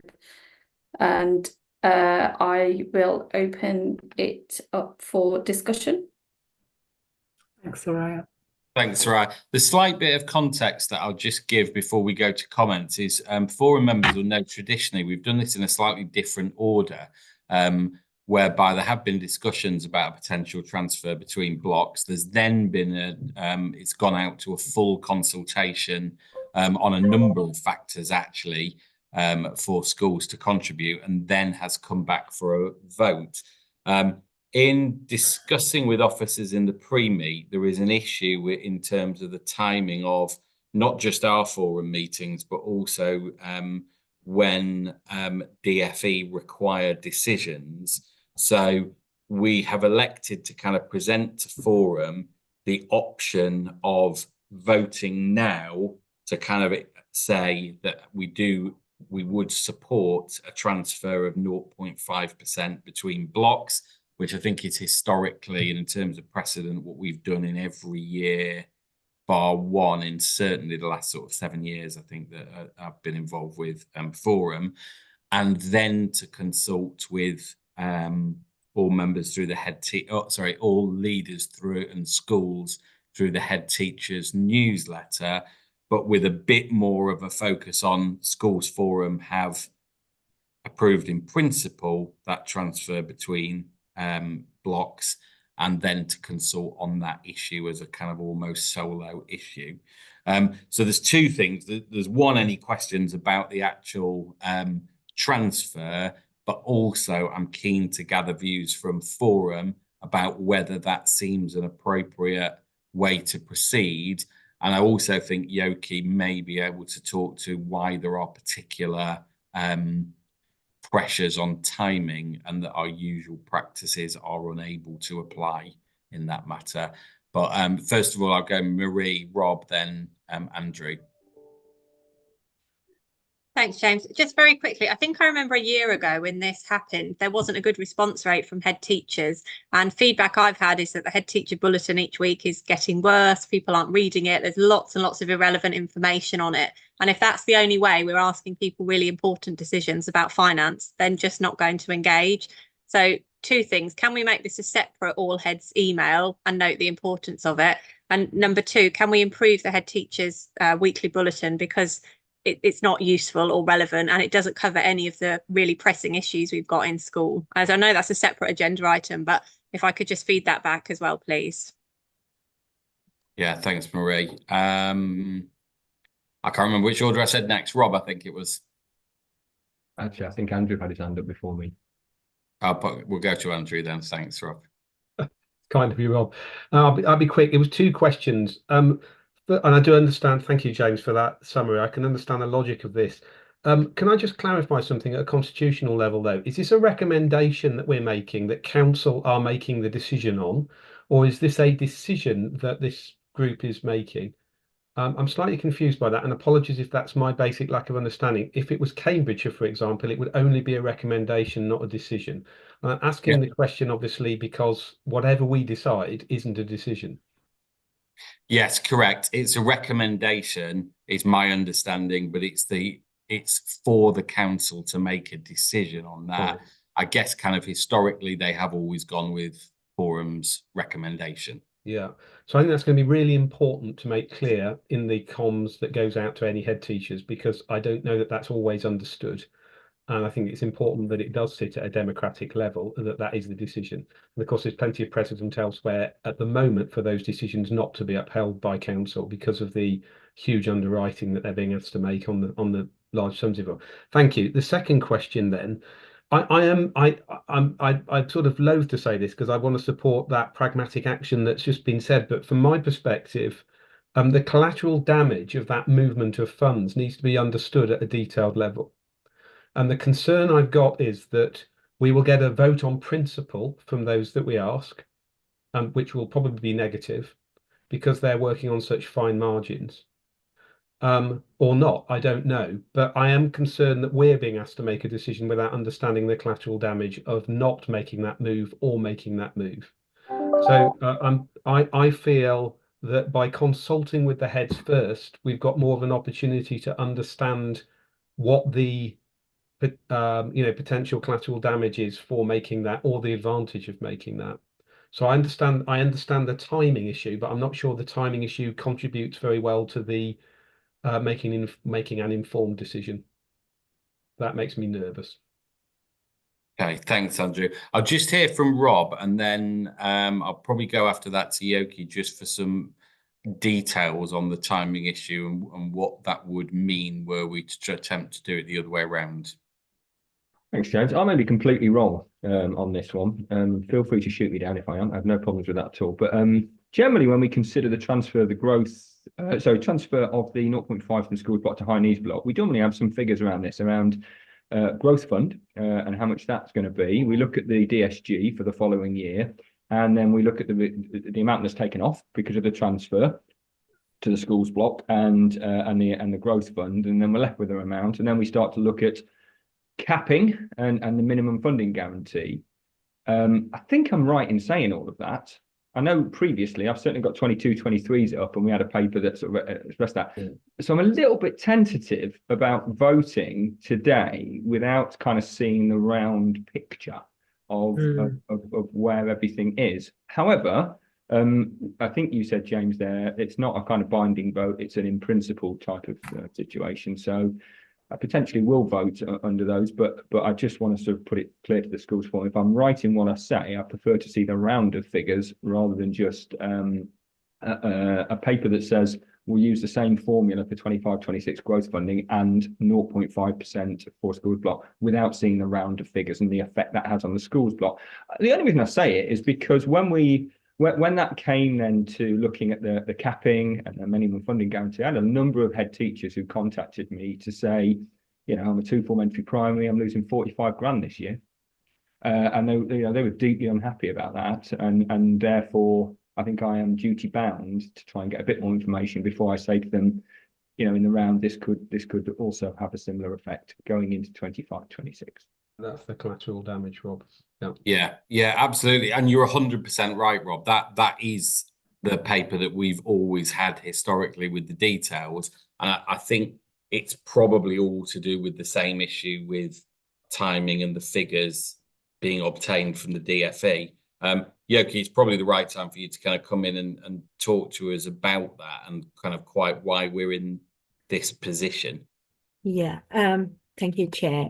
So at the last Finance Officers Forum with the DFE in the Midlands, the DFE have actually said that the timings of submitting a disapplication request to the Secretary of State for the transfer of 0.5% should the schools forum not agree, or more than 0.5% if we still want to transfer more than 0.5%, it remains the same as in previous years. So this time last year, the deadline was 17th of November. Now, if I apply on the same principles, the same timing would be the 15th of November for this year. So hence, I do need a decision in principle, because if say forum do not agree in principle to to transfer 0.5%, what we would then do is we will put in a disapplication request to the DFE asking for, to the Secretary of State to ask for permission to transfer the 0.5%. Like you said earlier, ultimately the decision is the local authorities. Schools forum is here to advise, what is the best way forward. I think it's that leaves us in a tough position, because if forum didn't feel, and it would be a perfectly legitimate position to be in, to think that actually we're unable to take a vote today, then it doesn't actually change what the local authority would need to do. They would still need to submit the request for the 0.5% transfer, because it is ultimately their decision. I suppose the question for the council is that presumably what you're after from Forum is a vote in principle for the 0.5%, and that is what you wish to apply, rather than to try and disapply that and say, actually, we'd try and go for more or for something different. Yes. And also, we can't produce the numbers for you to look at, because this time last year and the year before, sorry, we had, we had indicative figures. We had our indicative national funding formula, allocations by the DFE. This year is different because of the change in central government. As a consequence, the DFE aren't releasing anything. They aren't, like the safety valve and delivering better value. When we met with them, they said that there is no money here at the moment. It's all been paused. So we can't really take it any further. At the moment, they have not released any figures whatsoever, but I'm sure after the Chancellor's speech, on the 30th of October, after that, the DFE will perhaps give us, some NFF indicative figures to work on, because at the moment, we just don't have anything, really. Otherwise, it'll be we're really pushing it to try and do everything at Christmas Eve when they release our allocations. Yeah, thank you, Yoki. That's useful. Catherine? I might be oversimplifying this, but even without the figures, I'm not sure what the rationale is in terms of everybody losing a chunk of money to reduce the deficit. We've still got a deficit, it's just making a smaller deficit. Does that almost, in some ways, when the government then looks and go, oh, your deficit's not as bad, we're not solving a problem, and I don't see the rationale for it or what the benefit would be. It's not suddenly going to make us draw even and everything will be all right. It feels like we're just throwing money into a problem that we're not solving. So I don't feel like I can vote. I could vote with potentially without all the detail of the figures if I felt I at least had some understanding of the rationale of why the council wants to do it. And actually, if they're going to do it anyway, why are we going to spend time emailing and getting opinions? But to be persuaded, I'd really like to understand why. It's probably one for Fran and David to talk to for the sort of the rationale for the request. I mean, I think probably in terms of the mechanism is that there are things where the council are duty bound to take note of the views of Forum, although ultimately legally it is their decision to make. So I don't want to present it as though it's sort of almost an irrelevance, the views of Forum, because on precedent, Forum have always recommended the 0.5% transfer, and that is the figure that the council have gone with. So we have found a way to be in agreement. That doesn't mean that we need to moving forward, but that historically is what has occurred. So yeah, I'll go for Fran next. And I guess kind of there's the mechanisms Marie talked about, but I suppose the most important thing is how do we resolve that issue around timing, and given the size of the pressure in high needs, what difference does 0.5% make? Thank you, Chair. I'll just speak to two quick points. Firstly, yeah, in response to Catherine, then yeah, I completely understand that position. It's moving money around. It's the same money. We share it. It's for the same group of children. It is one of the DfE recommended strategies. If you're a safety valve authority, they would be suggesting that we propose to 1%.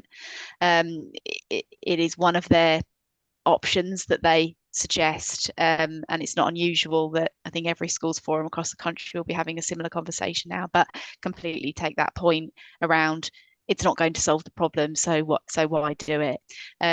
Just secondly, very quickly to Marie's point around the head teacher communication, we are doing a full overhaul and a review of how we work in partnership with you all, and there are 2 meetings arranged for next week, one with a group of primary heads and one with secondary heads, just to talk that through in more detail, some of the proposals that we've got. if you would like to be involved in those meetings, just let me know, and I can add you to the invite. But written communication is absolutely on the list to change and amend. So just please be assured that we understand that point of view and agree. And I think we have a few plans that we want to talk through with you around how we do things a bit differently going forward. Great, thanks. David and then Paul. I have a huge amount of sympathy with the point that Catherine was making. I do. It is relatively scratching at the surface of the challenge that we have. However, I think it does show that the DFE in particular, and collectively, that this is an equitable move in a way that this is not one person's problem or another person's problem or stakeholders' problem. But I absolutely appreciate for small schools in particular, as Andrew was just making the point, or Robert, I think, about that will have collateral damage. It will. I absolutely appreciate that. This has got to be the better case than a 1%, which is either going to be imposed or we would need to think through. All of which are bad, but I think it is it's a bit tokenistic, but not a bad token, that we absolutely want to come into an equitable position where this is the maximum. Even if we will have to, I hope that we will together reflect on different ways of working to manage a budget more effectively amongst ourselves and equitably. So I think it does, by going, yep, we know it's not going to fix the problem, but we are willing to do something that will show all parties that is an equitable way of working, as opposed to one school going, actually, I'm not going to do this, or I'm going to do this. We're all in it together, really, and we all need to work together to resolve the problem. I think it's a positive, tokenistic gesture that is exactly where we're all at. I think that's a positive move, particularly when we are having those conversations with the DFE, that we can't go beyond this, because we already know that the 0.5% movement between blocks is going to be particularly challenging in a number of our schools. That's the maximum we can go to at the moment. We are looking at architecting, or will hopefully look together at different ways of architecting this. But at least it's indicative that we are willing to work together. So I think that's where it's at. From a purely pragmatic basis, it sort of will cap that it's at 0.5%, as opposed to either the local authority or the DFE coming in and saying, actually, we're going to ask for more, or actually the Secretary of State will go, we are taking more. I just think it's a token that we are all trying to do what we can, even though if the system doesn't change, that will not be sufficient. So I think it is just I think it's a positive thing to do, even though it has very detrimental impacts, given all the other rationale that we could or could not do. Thanks, Paul. Thank you. Thanks, James. I understand the predicament we're in, but it does concern me that over the past number of years we have moved 0.5%, as James said, except 1 year when we weren't asked to. And when we did that, the level of the deficits was marginal. So generally, it had a major impact into balancing the high needs budget, or came a lot closer. But over the last year now, we can see it really is. It is not going to shift the dial at all. But it will make that difference to the schools, David, as you mentioned. Also at a time where it's getting much harder to support the needs of the ever-increasing number of children. You see an increase in the HCPs, but we in schools are also seeing a number that don't meet the threshold, but need a lot more support, which we're expected to support out of notional funding. So it's not real cash, it's notional funding. But when you cut real funding out and take 0.5%, that makes it even more difficult to support those that don't meet thresholds and don't need high needs funding, but certainly need more support. And so there is a downside to this of taking that money out and trying to make a gesture towards one issue that actually is exasperating another. So we then see children who are just need a little bit of support. Perhaps we're not able to afford to support them in the way we would like because we haven't got the cash coming in, and then they end up with greater needs, which ends up with a greater cost and exasperates the problem as well. So I think I know you understand that, you've articulated that unforeseen consequences, but I think when we're making that decision, that there isn't an easy choice with it, and it isn't it has a cost taking that money to other children with perhaps lower needs, but have some additional support needs. Yeah, David, do you want to just respond to that? Yeah, I really do. I really appreciate that, Paul. And I think we will need to think very, I hope, creatively as well as how we can, as communities, work in a new way that actually affords greater inclusion. I don't have those answers. I have models of working in other local authorities that have gone some way in that area. But I would be very keen to talk that through, because we just can't tinker at the edges. It will not work, and we will run out of money, and therefore all we will do is, as we are at the moment, encouraging a proportion of young people who will not get access. They are not accessing. Nearly over 1,000 children elected home education. That almost means that the most vulnerable, or potentially a very, very vulnerable cohort of families and young children not getting anything at all. You're just falling out of the edge. So we're in a really dangerous situation that needs, really radical thinking for us to deliver better outcomes in a different way. We're going to have to work differently. I want to go on that journey with you to think, how can we do it? Where has this been? Where can we do better by thinking differently? I have some models that could work or might work or be up for it, but I also hope that you might come with, what can we do? Because the current system cannot work or is not working. And I think that's going to be a really challenging and difficult conversation, but I'm sure we can collectively do this. Can I just add, by the way, sorry, James, David, and everyone. We talked about it's not available to us, the safety valve. Just from my experience, I'm working with Special School Trust in Birmingham, it's an SRMA. They haven't got a safety valve, but they've got commissioners in. It's horrific.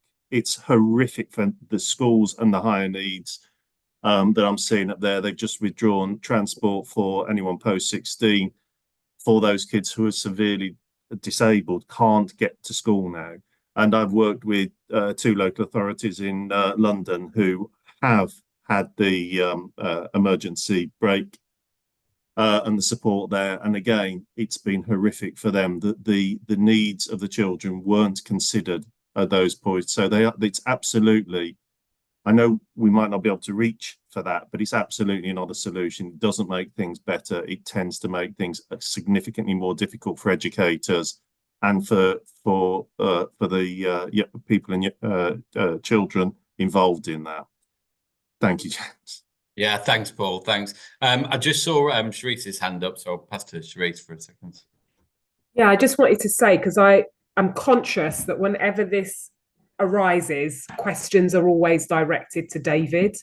And I just want to really reiterate that this is not resting on one person's shoulders to be able to rectify and solve. And I think part of the endemic issue that we've had is that this has been apportioned to individuals to get right and rectify. And I guess what the question and the invitation is about the collective we. It's about us working together. It's about thinking through some of those more, we've called it radical, reinventive, disruptive strategies that need to happen. And I think we need to think about how we do that through a mechanism that's thinking about how we all work in partnership together. And like we've said earlier on, we are in a very complicated demand space at the moment. All of these things are very much interconnecting. There is demand all over the place. But I think that we need to get to a place, and hopefully within the schools forums and other forums, that we do have prioritization, because there are a number of things that we do need to prioritize. And I think I go back to the basics. There are some things that we could avoid by having the basic fundamentals in place. Absolutely. But I do think that we need to be assured that there's a partnership response and support for driving some of this forward, because it is a collective. It's not just on one individuals, it's not just the council that need to drive this forward, it's all of us. And I just want to make sure that we're doing that, because God forbid one person is not in the system, then how does the system keep sustaining itself?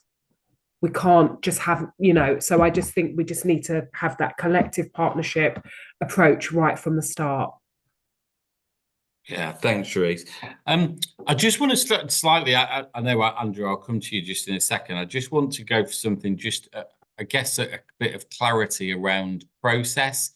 So there's obviously quite a lot of discomfort from forum members about making the decision, even in principle, without the actual figures in front of them. And I completely accept the reasons why we are unable to have them in front of us. I understand that's not of any individual or any collectives within any collective's gift, but I think various people have spoken to the fact that, actually without a kind of idea of the effect the 0.5% will have on schools, and also the positive benefit it will have, is difficult to make a decision. So if forum members feel actually it is impossible, I don't think you should sign it off if you're not comfortable. No, but equally, I think it is really important to recognise that I think forum has always wished to work collectively with the council and not in opposition to them. Mm-hmm. So what I just want to test is that there is absolutely no other mechanism of us being able to do this prior to the deadline, even if it wasn't through reconvening a meeting. Like, is there any way of that information being produced and circulated to members and then being asked for a decision through a different means? Because I'd be happy to have a vote. What I think might happen is that there's a significant number of abstentions, and obviously the vote is the vote, but based on kind of what people feel. But I wanted just to check that we do feel there is no other method. So what would you need? And I guess I'm looking at finance colleagues in terms of the figures. What is it that you need? What would the forum need to be able to make this decision? So papers previously, and I'm happy to forward them from kind of previous years where we have made that decision, is there's a sense of actually how much is that amount? What does that 0.5% add up to? And then I think, as Rob mentioned, there have also then been calculations around minimum funding guarantee. I think about some... and finance colleagues will have to help me out, but some caps about increases there too. And that was then considered holistically in terms of the funding package, so that there was an understanding by forum members of the kind of the precise figures and the benefits of that transfer, and equally the cost to the schools block of that, incorporating MFG and other packages. Again, Yoki might be able to advise me if I've got all of that right or missed anything out. Yes. So what used to happen historically is around about July time, the DFE will issue the national funding formula indicative allocations based on last year's census. Okay, so we will then have an idea of what will be in our schools block, central school services block, and high needs block, what percentage increase they've given us for the coming financial year. In addition to that, in August, they will also issue us with a draft APT to run our models, okay? So, and then we can apply what has been released on the national funding formula. This year, none of that has happened. So historically, based on those two items of information, we could then, do the modeling. We can do various options for schools. Schools can look at what if we transfer 0.5%, if we cap it at this way, or, scale it, that sort of thing. But this year we can't, because we don't know what our figure is, what our overall figure is.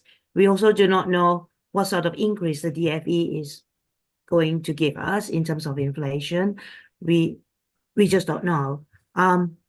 However, they have said to us the timelines will still stay the same, because we still have to get school budgets out by the end of February. Okay, so our APT deadline at Christmas will still stay the same. We will still need to run our schools forum before the APT deadline in January, so that our school budgets can go up to schools, both schools and academies. So the difficulty I have is, obviously, with the way our high needs block, the scale of the overspend of a high needs block, we've been asked to ask schools forum that we will transfer, we will continue to transfer at least 0.5%. Obviously, if schools forum should decide otherwise, the other option for local authority is to put a disapplication request to the Secretary of State and say, this is what we need. But what we do need then to support our disapplication request is the fact that, and it's assuming that schools forum have rejected our request of a transfer of 0.5%. And what they also need from the local authority is basically our completed DSG management plan of all the mitigations we're taking in order to address the issues in a high needs block. But the timing issues are down to the DFE, aren't they? So, exactly. But they have said that they're not going to change it. No, but just and do say if this would not work or would be inappropriate, is a solution for the council to submit the disapplication request for a transfer of 0.5% by the deadline.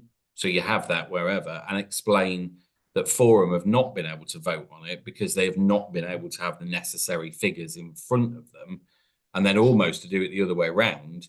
And then there is time to then come up with the figures, and then obviously invite Forum support at a time where they have all of the information in front of them. Would that, I mean, I appreciate it's a workaround, but would that be an appropriate workaround? We would submit it, whether or not they will accept it. It's obviously, we can fill in the form. Yeah, can I make a suggestion? Yeah, please, Andrew. Sorry, James. Look, I think that the reality is, isn't it, that and I'm not going to speak on behalf of others because I know you're going to pull this to a vote in a minute, but we've just conducted a recorded conversation that exhibits the fact that we're being asked to make a decision without what we feel to be the appropriate information. Great. And that having takes place means that were we to vote this through at this stage, I think it would be not unreasonable for the council or schools to say that you are giving the impression that this has been well researched and has been accepted by the schools forum on the basis of a strong due process. And those that don't know that doesn't feel to be the case for some it wouldn't be unreasonable for them to presume that, I don't think. And that is how you break trust with schools, and that's how we break trust with the council. And I think we've really welcomed today this move to try and really strengthen the quality of the system, and the way you've chaired this today, James, has really helped with that as well. But I think that what we're about to do through force of timings is put that at risk. And I do appreciate the problems, but and I know it's not intended to sound like this, but it has felt a coercive position, because what we're being asked to do is comply for the sake of some timings. And also, we haven't heard from the schools, and I completely accept that there is a child level need for the money that, David, you very articulately and appropriately expressed. But at the same time, there's also an articulated need for those who won't be receiving the provision. So I come all the way back to the beginning. I'm sorry, I just don't, from my perspective, I don't think we can make a decision here and today, because this healthy conversation's been recorded, but also because we don't have the evidence. And I think we just need to model the effect of it one way or the other for us to be able to understand that, as Rob has pointed out, has been done in the past. And I mean, I would almost recommend, James, that you go to vote so that we can see how people feel. Because I may be singular in that, and that, but then discuss how we project what the outcome is. Because if it's abstention, then it's not anybody saying no or yes, it's saying we don't feel able to. Sorry to go on. Yeah, no, I think that's absolutely right, Andrew. I think, yeah, the just in thinking through the various options, I think you're right about this being a formal recorded meeting, and that kind of hopefully adds some strength to the council's position in discussions with the DFE. And I think, again, it is right, actually, as we're being asked to vote, and that's on the agenda, that we do carry out a vote, because I think kind of to say, well, actually, we'll abandon that risks misinterpretation. So, yeah, so unless anyone has any other comments, then we will. Yes, sorry, Sharice. I think we just wait. You're not comfortable. We need to provide more evidence. I think we need to wait. I just think that. Do you mean wait to vote? You can vote, but I guess from my perspective, what I'm hearing is a discomfort from the forum because you don't have the necessary information to make an informed decision. Yes, agreed. I think I agree. But I think it is right for us to vote, because no, you can vote. That's all I'm saying. I'm just sharing my thoughts. Yeah, it's a way of formalising almost that discomfort if we vote, in a way that if we don't vote, it's not formalised. Does that make sense? Yeah. Yeah. So so we'll move to vote on the transfer between blocks. So the proposal is to agree in principle a transfer of 0.5% for the schools block to the high needs block. Those in favour of that transfer, you raise your hand either virtually or in real life. Those against that transfer, you raise your hands either virtually or in real life. And if you would like to abstain from the vote, you raise your hand. Yeah, thank you. That's unanimous. Yeah, a unanimous abstention. So obviously what we'll have to agree, and I'm sure Paul and I can have some discussion with officers about what happens next, but I hope it, in some ways, that vote's useful for the council in approaching the DFE and explaining why Schools Forum have felt that it would be impossible, because the timelines from the DFE have meant that we can't have the necessary information in front of us. Great, thanks. I'll move on to the next item, which is urgent business. There's one piece that I've got that has arisen, but been kind of requested to raise. I'm not certain we will get an answer to this question at the meeting, but I think it would be useful for officers to go away and consider it. And I know David is already aware of this because he was copied in on the email, and he referred to it earlier as, I think, the prisoner's dilemma about what happens next. So the question is really a legal question regarding EHCPs, and it's to do with the funding allocated to EHCPs, particularly in terms of banded funding.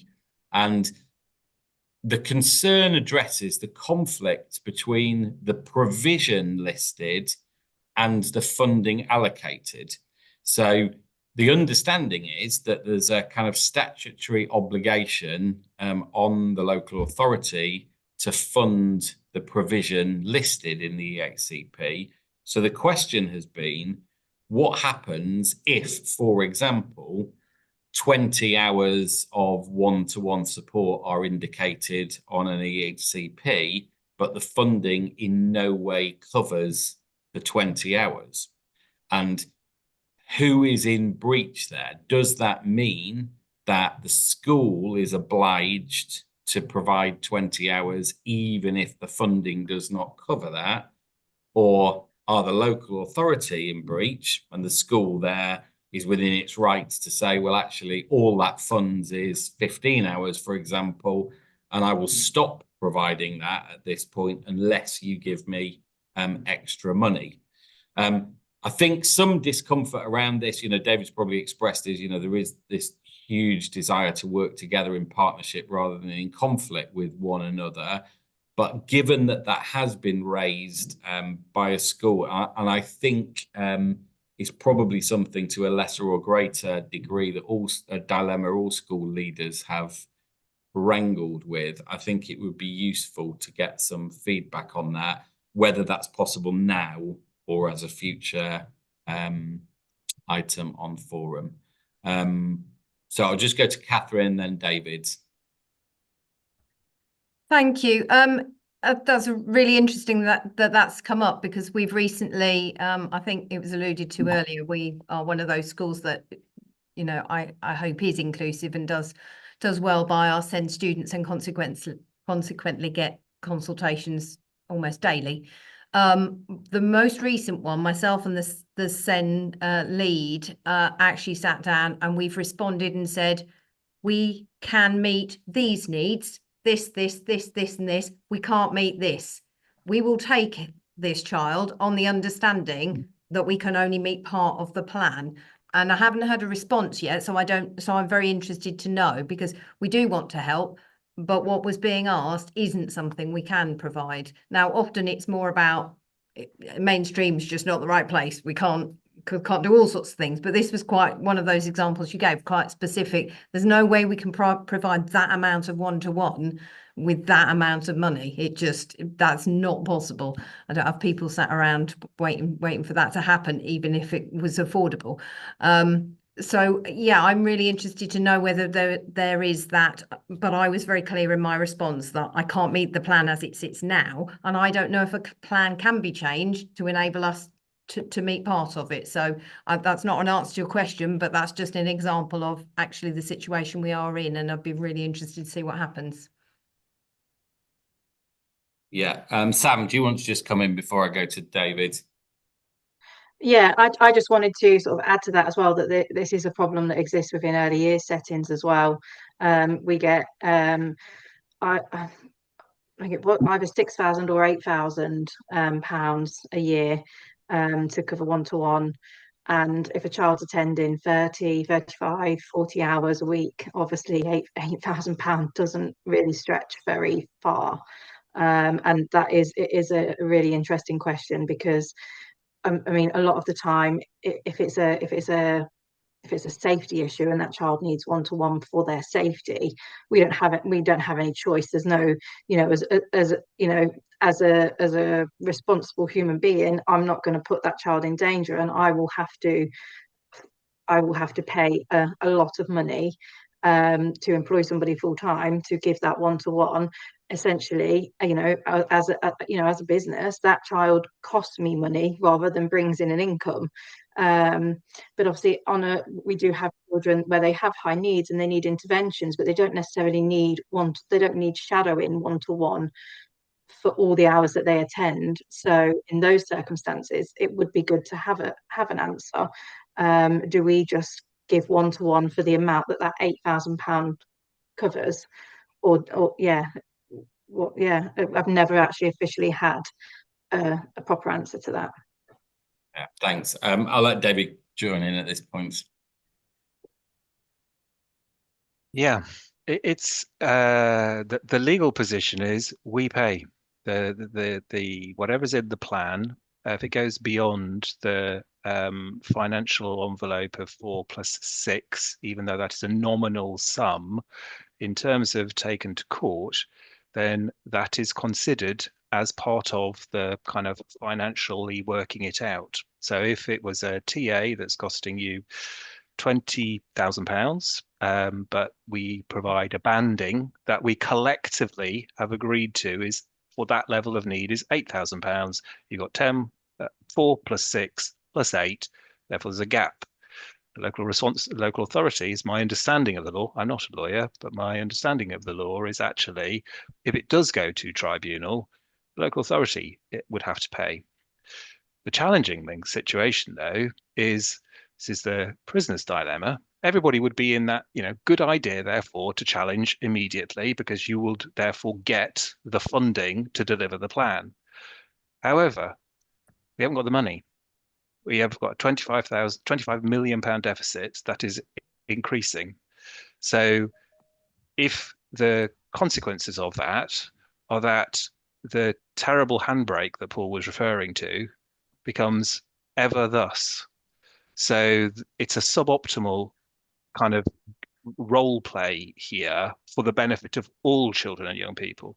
Now, there's some elements of the plans that are going through are perhaps supersede the exact requirements to meet need, because actually, as almost was alluded to there, we can meet need. We just can't do that for the budget, but actually we probably could do a pretty good job of meeting this young person's needs. That is where we, unfortunately, as a local authority, have not challenged the kind of provision that is demanded on the other side of the table. We just haven't done that job very well. So we have not given the correct package. We've given, because it's gone through to tribunal, we haven't got the appropriate advices to go, you don't need kind of 4 days a week of speech and language therapist for this young person. I'm being a bit flippant here, and I apologize, but there are absolutely cases where I think as a local authority, we haven't done due diligence because of the nature of a bit of an adversarial litigious nature of EHCPs. And that, unfortunately, is where we do need to think differently across the piece, and that includes parent carers. The Parent Care Council will be a key within this, because we just need to meet need as well as we possibly can for all children and young people, but within the funding envelope that we have, because at the moment we're not. So there's a legal yes, absolutely. Sue the local authority will pay. But when it doesn't, and we are very, very well in that territory, then I think the consequences are not good for everybody, and that's the kind of prisoner's dilemma bit that I was referring to. Yeah, thanks, David. And I think that's it's really interesting to hear you make those distinctions there, because I think that the bit we are anxious, or everybody will be anxious to avoid, is one in which there's a completely unwinnable argument between the local authority and the school, in which the school says, you're not giving us enough money to fund the provision, and the local authority says, well, tough luck, you've got to provide the provision. And it's about how partners work together to try and provide something in which the funding does work for an appropriate level of provision. So I think that's kind of really useful to hear. And probably as a follow on from that, I had some, David and I had some correspondence just about his willingness to take that kind of discussion outside of forum, but to invite kind of leaders from forum, but also from Northamptonshire more widely, to kind of not just discuss that particular dilemma, but to actually think about how they work together as stakeholders with best interests of children at their heart, as a way of trying to make sure that we've got some institutional guidance or support for schools about how one implements an EHCP or certain packages of funding, so that it feels like a genuine partnership approach to supporting a child, rather than a bun fight with one another where the needs of the child risk getting lost in the middle. So again, I take Marie's point about the head teacher's bulletin, but there will be a request from David, and I think David would make that open to forum members, to join him in some form of working party to attempt to progress that further. Great, thank you. Any other business from anybody else? Wonderful. Thank you all very much. It's been a really interesting schools forum. So thanks also to new officers who've joined. Really, really good to meet you all. And I'm sure we all look forward to working with you in the months and hopefully years and years and years ahead.